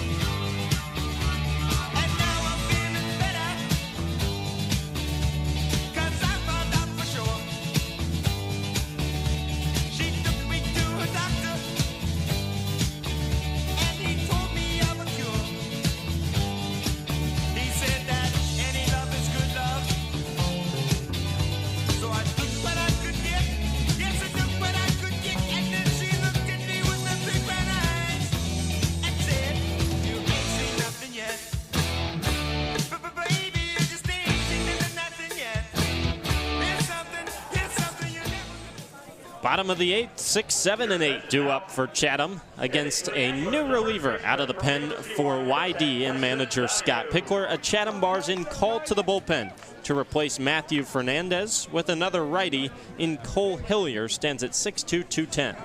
He faces Kyson Donahue to lead off the 8th. First pitch. On the outside corner, strike 1.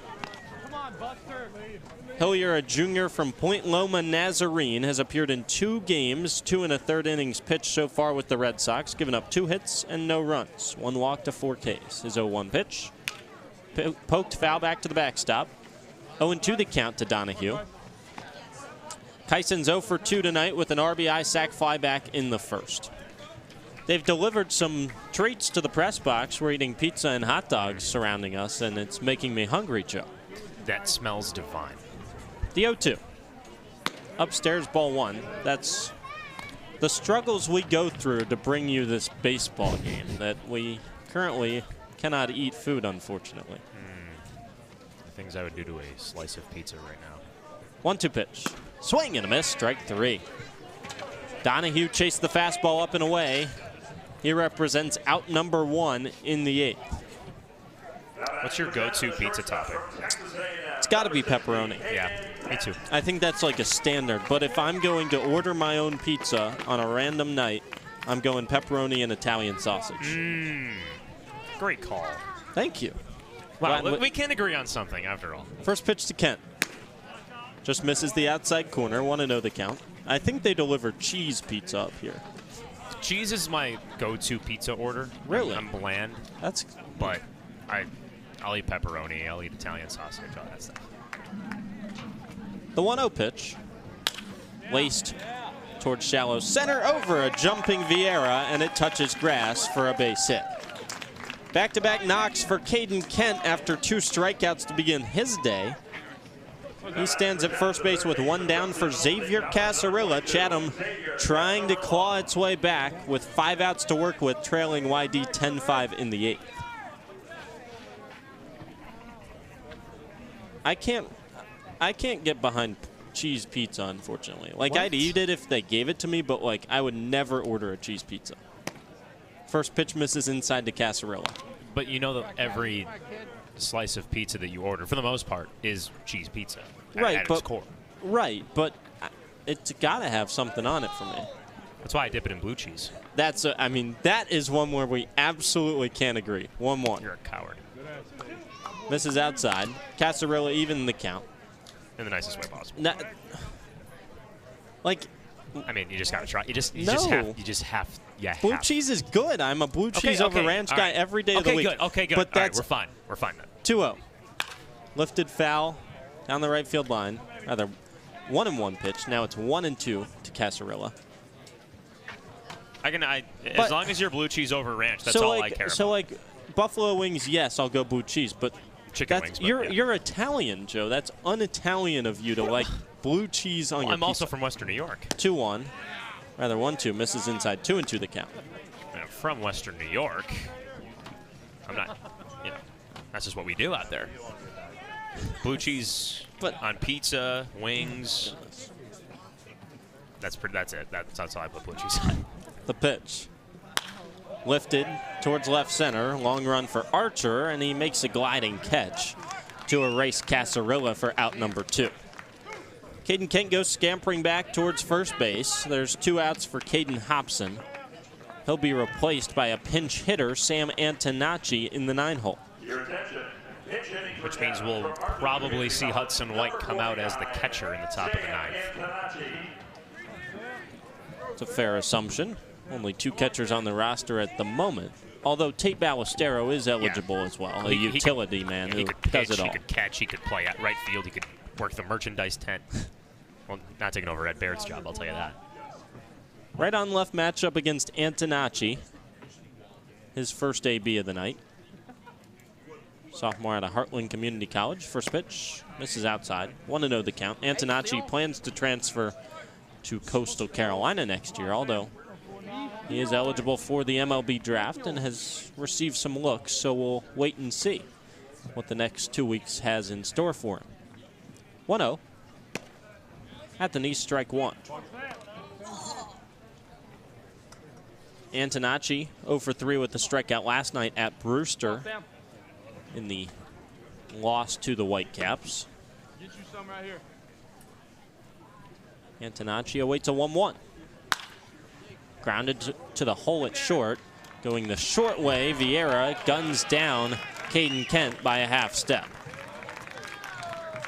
A fielder's choice off the bat of Sam Antonacci ends the 8th inning. Scoreless for Chatham. The Anglers go for no runs on just 1 hit, no error, and 1 man left on base. It's all YD, 10-5 over Chatham as we head to the top of the 9th at Veterans Field on the Cape Cod Baseball Network.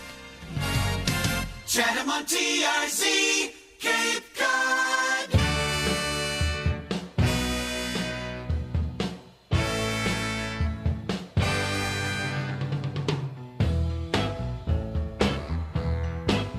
I'm gonna wait till the midnight hour. That's when my love comes tumbling down.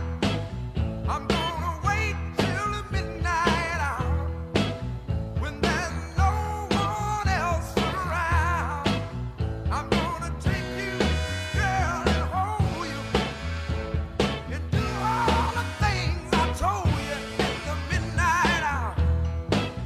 Yes, I am. Oh, yes, I am. One more thing I just want to say right here. I'm gonna wait till the stars come out and see that twinkle in your eyes. I'm gonna wait till the midnight hour. That's when my love begins to shine. You're the only girl I know that really love me so in the midnight hour. Oh yeah, in the midnight hour. Yeah. All right, play it for me one time now.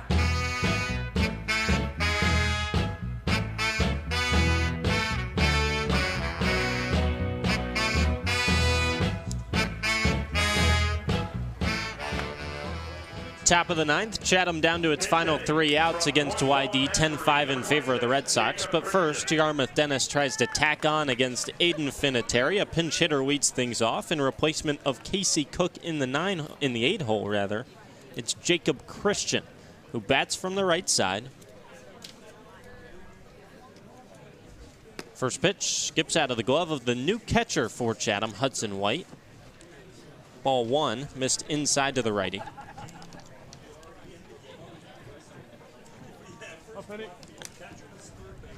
Hudson White came in replacement of Caden Hobson behind the plate after Sam Antonacci hit for the UNC Charlotte catcher. Antonacci out of the game as well. 1-0, swing and a miss. 1-1 the count to Christian. Infielder, freshman out of Point Loma Nazarene, hitting .226 with Yarmouth-Dennis on the season. Finiteri sets, he turns and he deals. Skied into foul territory, first base side. Donahue chases near the fence, and he runs out of room by about 3 feet. That one just on the wrong side of the fence and the net that's about 25 feet in the air, so Donahue couldn't try and reach over for it. 1-2 now the count on Christian. Finiteri up to 55 pitches through 3+ innings of work, trying to make it a 4th inning. His 1-2. Swing and a miss. Christian fishes at a slider low and away. He's down on strikes. That's the second strikeout of the night for Aiden Finiteri. Brings up Connor Dykstra in the 9-hole. Catchers had a great night, 2 for 4 with a single and a home run, being a solo shot. First pitch, slider misses outside, 1-0 the count. Picked up single RBIs on both of those hits. Drove in 2 of the 10 runs so far for YD. 1-0, up and in, 2-0 the count. Chatham came in with the league's worst ERA as a team at 5.34, and that will continue to climb. 10 runs all earned so far. 2-0 pitch. Swing and a miss. 2-1 the count to Connor Dykstra. 7 of those 10 runs, they came in the second inning, all charged to Trey Gibson. He's in line for the loss unless Chatham can climb out of a 5-run deficit in the bottom of the 9th. 2-1. Over the heart of the plate, 2-2 the count. Trey Gibson was replaced by Liam Paddock, who went 3 innings, surrendered just 2 runs. Aiden Finiteri has come on in the 6th, and he's pitching in the 9th, his 2-2. Slider misses low, full count to Connor Dykstra. It's been an eventful game, Joe, I think it's fair to say. Well, definitely in the second inning when YD had those 7 runs. Hasn't been a scoring onslaught like that here at Veterans Field in a while. 3-2. Golfed out towards right. Long run for Benj. He's at the track. He's at the wall. He leaps, and he makes the catch right in front of the fence. Connor Dykstra needed about 4 more feet to drive it out of here for the 4th home run of the night. Instead, he is out number 2 in the top of the 9th. Surely gave it a ride. We've had 4 home runs, 3 from YD, 1 for Chatham. We've had a 7-run inning. We've had a grand slam that hit a car. We've had a guest in the booth while a 2-run shot exited from Lyle Miller Green.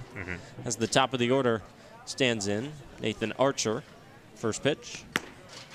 Misses outside to the left-handed hitting left fielder who replaced R.J. Austin earlier tonight.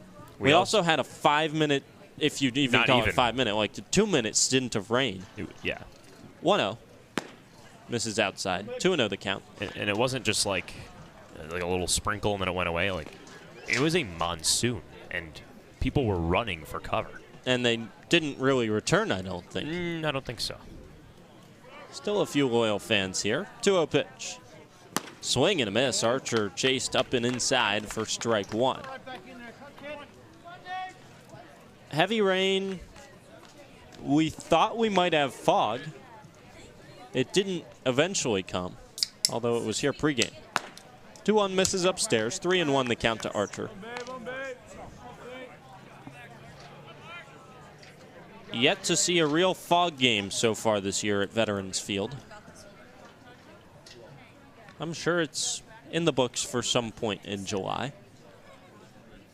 Long wait for Finateri. Now he winds and fires. Fastball on the outside corner, strike 2. Finateri 1 strike away from making it a second 1-2-3 inning work by a Chatham pitcher tonight. Trying to keep it a 10-5 game in favor of YD and send it to the bottom half. His payoff pitch. Chopped foul down the first baseline. Bounces up against the fence just past the YD dugout. Righty reliever up in the pen down the line for the Red Sox. We'll see if YD sticks with Cole Hillier or changes it up for the bottom of the 9th. First, another 3-2 from Finateri. Hammer to right. Just forget about it. That one's onto the road too. How about a 4-home run night for the YD Red Sox? A solo shot from Nathan Archer blasted into a dark Cape night sky makes it 11-5 YD in the top of the 9th. He stomps on home plate. He fist pumps Jacob Jenkins-Cowart, and he walks back to the YD dugout full of high fives. How about 100 off the bat and 390 to right field? Another no-doubter from a Red Sox. 11-5 YD, 2 outs for Jacob Jenkins-Cowart. First pitch. Slider in the dirt, ball 1. And YD's bus is on Depot Road, right behind the right field pole. That home run was about 5 feet away from hitting the bus. 1-0 pitch. Sliced out towards shallow right field. Maldonado back on a broken bat flare. He has it for out number 3. Maldonado sprints in towards the dugout. He and Chatham desperately in search of offense. When we come back, we're headed to the bottom of the 9th at Veterans Field. It's now 11-5 YD over Chatham. Anglers in desperate search of a win, in danger of falling to 4-9-1 on the Cape League season. For Chatham, it's the top of the lineup coming up against Cole Hillier in the bottom of the 9th. Stay with us on the Cape Cod Baseball Network. Sports Radio, play-by-play. Go A's, Chatham on GRC.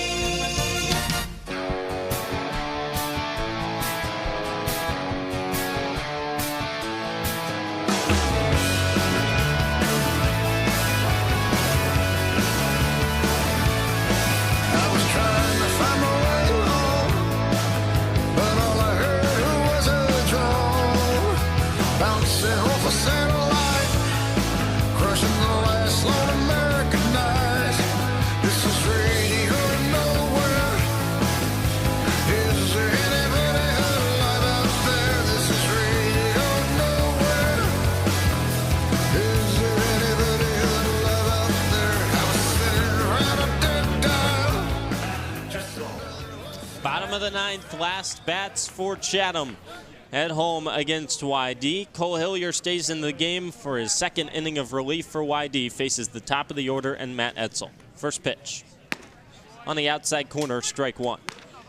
Andrew Selover and Joe Puccio with you on the Cape Cod Baseball Network. 11-5 in favor of YD. 11 runs on 12 hits for the Red Sox. 0-1. Misses outside 1-1 to Etzel. 5 runs on 6 hits for Chatham. No errors in tonight's contest thus far. 1-1 the count to Etzel to lead off the bottom of the 9th. The pitch. Misses outside, 2-1 the count.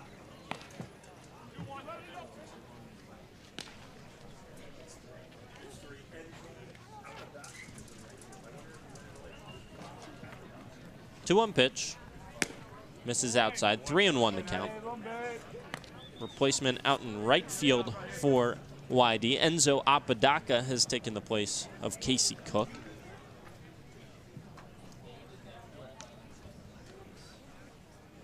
Hillier steps off the bump and runs through the signs once more with his catcher Dykstra. Back on the right side of the bump, 3-1. Lifted towards deep left field. Archer drifts into the gap, and he has it for out number 1.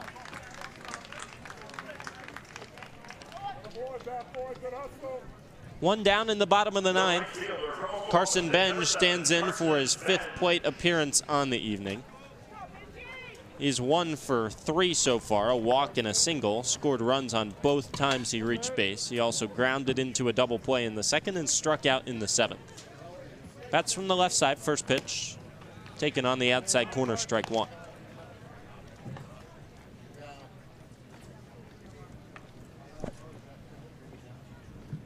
Benge waves the wood bat out towards Hillier, comes set, 0-1. Benge takes outside, ball 1, as you could hear Keith Peterson, our home plate umpire, say ball that's out. Just a couple fans scattered on the hill in right field, a few loyal ones behind home plate as well. Watch as Benge swings through the fastball 1-2.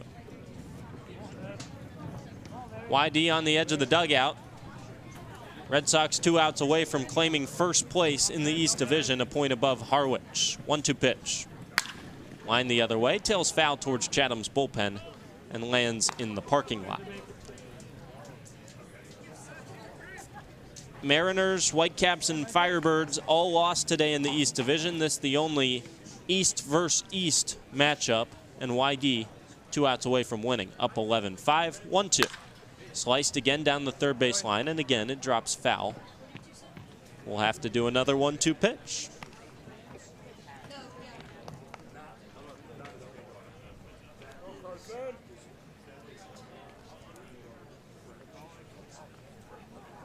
The offering. Skips in there, check swing from Benge. Appeal to third, he went around, and he stands at the plate as the ball back to the backstop doesn't run down to first base. Dykstra goes back to the backstop, picks up the ball, throws down to first in time, and Benge just walks back to the dugout with the bat in his hand. Got it wrong. All there is to it. Designated hitter number 13, Lyle Miller. Well, that explains it.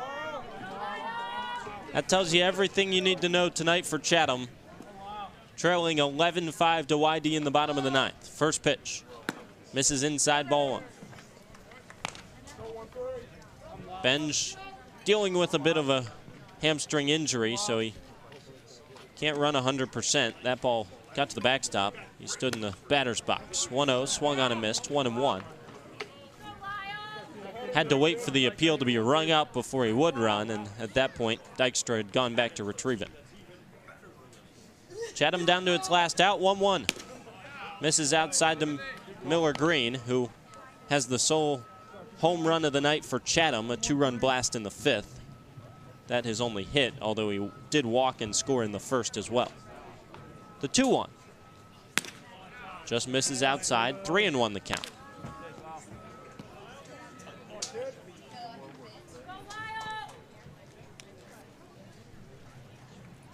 Hillier leans in for the sign. He comes set. He nods yes. He steps and he offers. And he misses up and in for ball 4.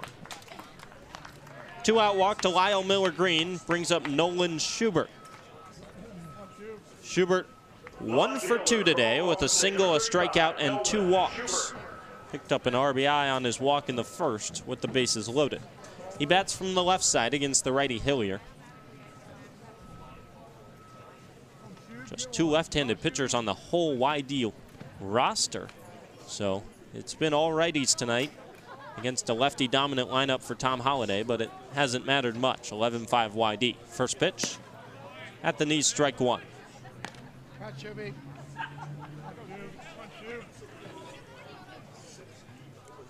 7 in the 2nd, 2 in the 4th, 1 in the 7th for the Red Sox. 3 in the 1st, 2 in the 5th for Chatham. 0-1. Grounded to the right side. Deep on the outfield grass, the second baseman Day with the shift has it and fires to first in time to end the contest. A 7 spot for YD in the 2nd was all the Red Sox needed tonight as they storm onto the field to celebrate, taking first place in the East Division with an 11-5 win over Chatham at Veterans Field. Thank you for coming out tonight. Please throw your The Red Sox high five in the line. The coaches shake hands behind home plate. And YD heads back home victorious over Chatham in Game 3 between these two squads on the season. Red Sox have won 2 of the first 3 against the Anglers. Chatham falls to 4-9-1, and YD advances to 9-5-1, 19 points to lead the East Division, 1 point ahead of Harwich. We've got the Anglers Extra Post-Game Show coming up, an interview on the field, highlights, and more. The final totals to come. Stay with us on the Cape Cod Baseball Network. Sports Radio, play-by-play. Go A's, Chatham on TRC.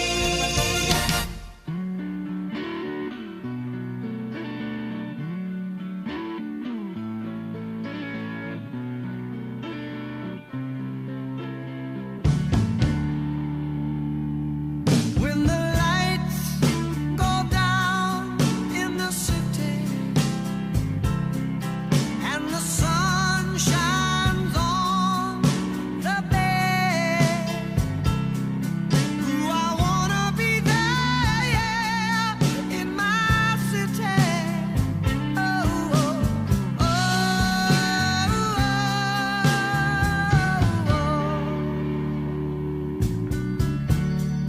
So you think you're lonely? Well, my friend, I'm lonely too. I wanna get back to my city by the bay. Oh,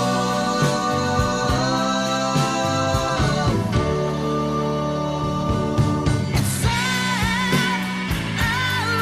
There's been mornings out on the road without you, without your charms. Oh, na na na na na.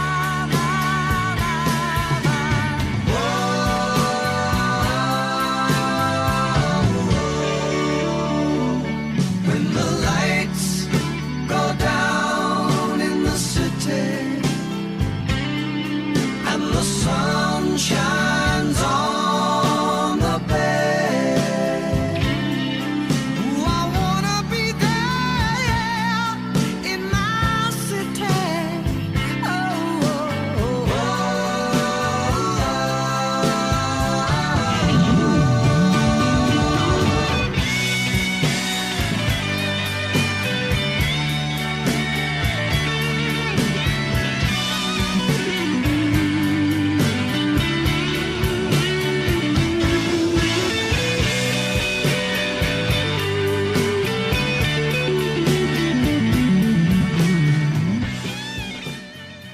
We're back here on the Anglers Extra Post-Game Show. Andrew Selover with you up in the booth. Joe Puccio down on the field, about to get ready for a post-game interview. We'll run through the final totals real quick before we do so. 11 runs on 12 hits, no errors, 9 left on base for the winning YD Red Sox. 5 runs, 6 hits, no errors, and 9 left on base for the losing Anglers. And now we're ready. We'll send it down to the field for Joe Puccio, who's standing by with Lyle Miller-Green.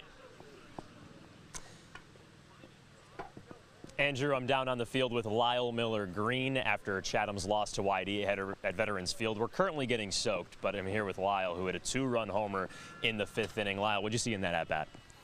A whole lot of off-speed, really. I mean, I was kind of sitting off-speed going into the at-bat. Luckily, hung one, and I got all of it. You're one of the big power hitters on this team. What do you think gives you an advantage at the plate? I mean, I guess just being bigger. I mean, I've always had a whole lot of strength growing up. And I mean, this weather really isn't that good right now. It's not. It's not great. It really kind of explains like how the day went. Really, just crappy day. Really, that's all I have to say. What do you think that Chatham has to do in order to gel and get back in the win column right now, being last in the East? Well, I mean, just got to play better. Luckily, there's a long season ahead of us, and we get to play a whole lot more games. Just got to get better. It's just got to start right now. Lyle, stay dry. Thanks for the time. I'm trying.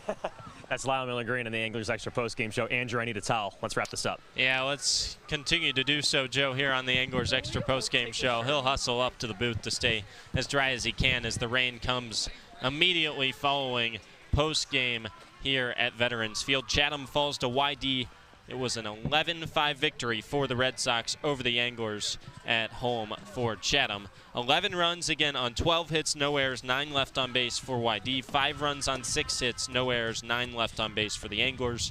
Matthew Fernandez picks up the win tonight for YD. Trey Gibson is the losing pitcher for the Anglers. Let's run through your post-game highlights here on the Anglers Extra Post-Game Show, presented by the Chatham Anglers Athletic Association. We start back in the first inning, and surprisingly, although the scoreline doesn't indicate so, Chatham got the party started in the bottom of the first. The first 3 reached safely off of the starter Nick Judas, and that brought Nolan Schubert to the plate in a 3-ball count for the Anglers. Judas comes set at the waist. He kicks and deals, and he misses below the zone for ball 4. 3 straight walks. Judas comes set. So 3 straight walks from Judas brought in the game's first run. A wild pitch would bring in the second run in the form of Carson Benj. And with 1 out and a runner at third, Kyson Donahue came to the plate in hopes of more offense for Chatham. Donahue bats from the left side against the righty Judas. The first pitch. Laced towards left field. Long run for Austin back to the track. He has it for out number 2. Miller Green tags up from third. The throw is cut off by Judas. It's a sac fly off the bat of Kyson Donahue, and Chatham leads 3-0 over YD in the bottom of the first. So things were looking upward for the Anglers after losing last night, being shut out on the road at Brewster. Chatham grabs the lead, 3-0 bottom of the first, but that would quickly flip against Trey Gibson in the top of the second because things happened in a hurry for YD. The first 2 reached Darby and Gleed. A sac bunt moved him over to scoring position, and with 1 down, Casey Cook brought home the first runs of the game for the Red Sox. Lefty Casey Cook stands in out of North Carolina. First pitch. Line towards left field, tailing towards the line. It's a fair ball. Schubert chases into the corner to retrieve it. 2 runs home for YD. It's a stand-up 2 RBI double for Casey Cook. Chatham's lead is turning quickly into a narrow one. 3-2 in favor of the Anglers with 1 down in the second.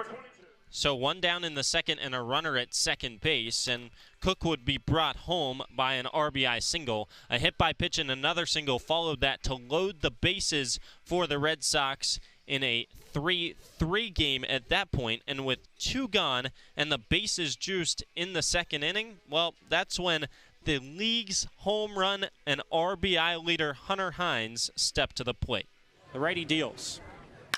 Laced towards right field. Forget about it. That ball's on the Depot Road. A league-leading 6th home run. Make it grand for Hunter Hines. He trots the bases with a 6th 4-bagger and presents YD with a 7-3 lead on a grand slam in the second. 7-3 in the second inning for YD. They jumped all over the starter Trey Gibson, and Chatham would try and find some offense after an R.J. Austin home run in the 4th, made it 9-3 YD. In the 5th, we had a guest, a former Anglers broadcaster, Cooper Boardman, in the booth, and you know what that means. That always means offense for Chatham, and with 1 down, Lyle Miller Green provided that. 3-2 is hammered. Deep left field. Did it get out? Yes, it did. It's gone. The A's just hit when there's a guest in the booth. Lyle Miller Green deposits a 2-run shot right by the left center field scoreboard. It's 9-5 YD in the bottom of the 5th.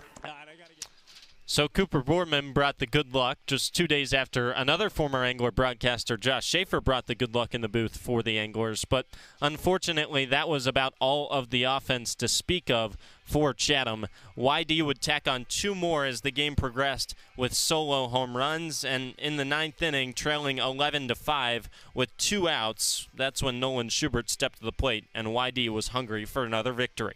0-1. Grounded to the right side. Deep on the outfield grass, the second baseman Day with the shift has it and fires to first in time to end the contest.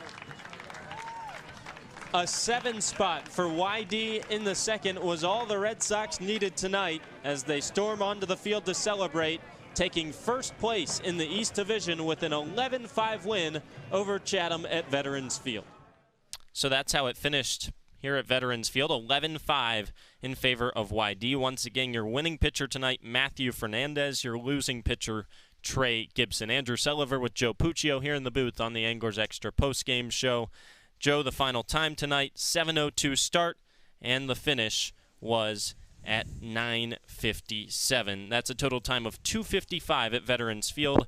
The Anglers fall to 4-9-1. We're back at it tomorrow, though, Joe. We back are, and well, we'll see. Currently, it is a downpour right now at Veterans Field. The tarp on home plate and the pitcher's mound is already out.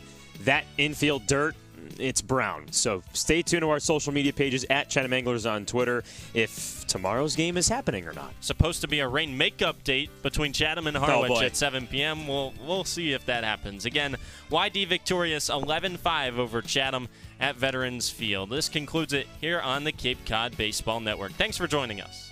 Chatham Anglers Baseball 2023 has been brought to you by the Chatham Squire, Sweet Tomatoes Pizza, the Red Nun Bar and Grill, Short and Sweet Ice Cream, Cape Cod 5, Audio Associates, the Chatham Bars Inn, and by the Chatham Athletic Association. Chatham-based baseball, sports radio, play-by-play, summertime on Cape Cod. This has been an exclusive presentation of Chatham A's Baseball on TRZ Team Line. Chatham on TRZ.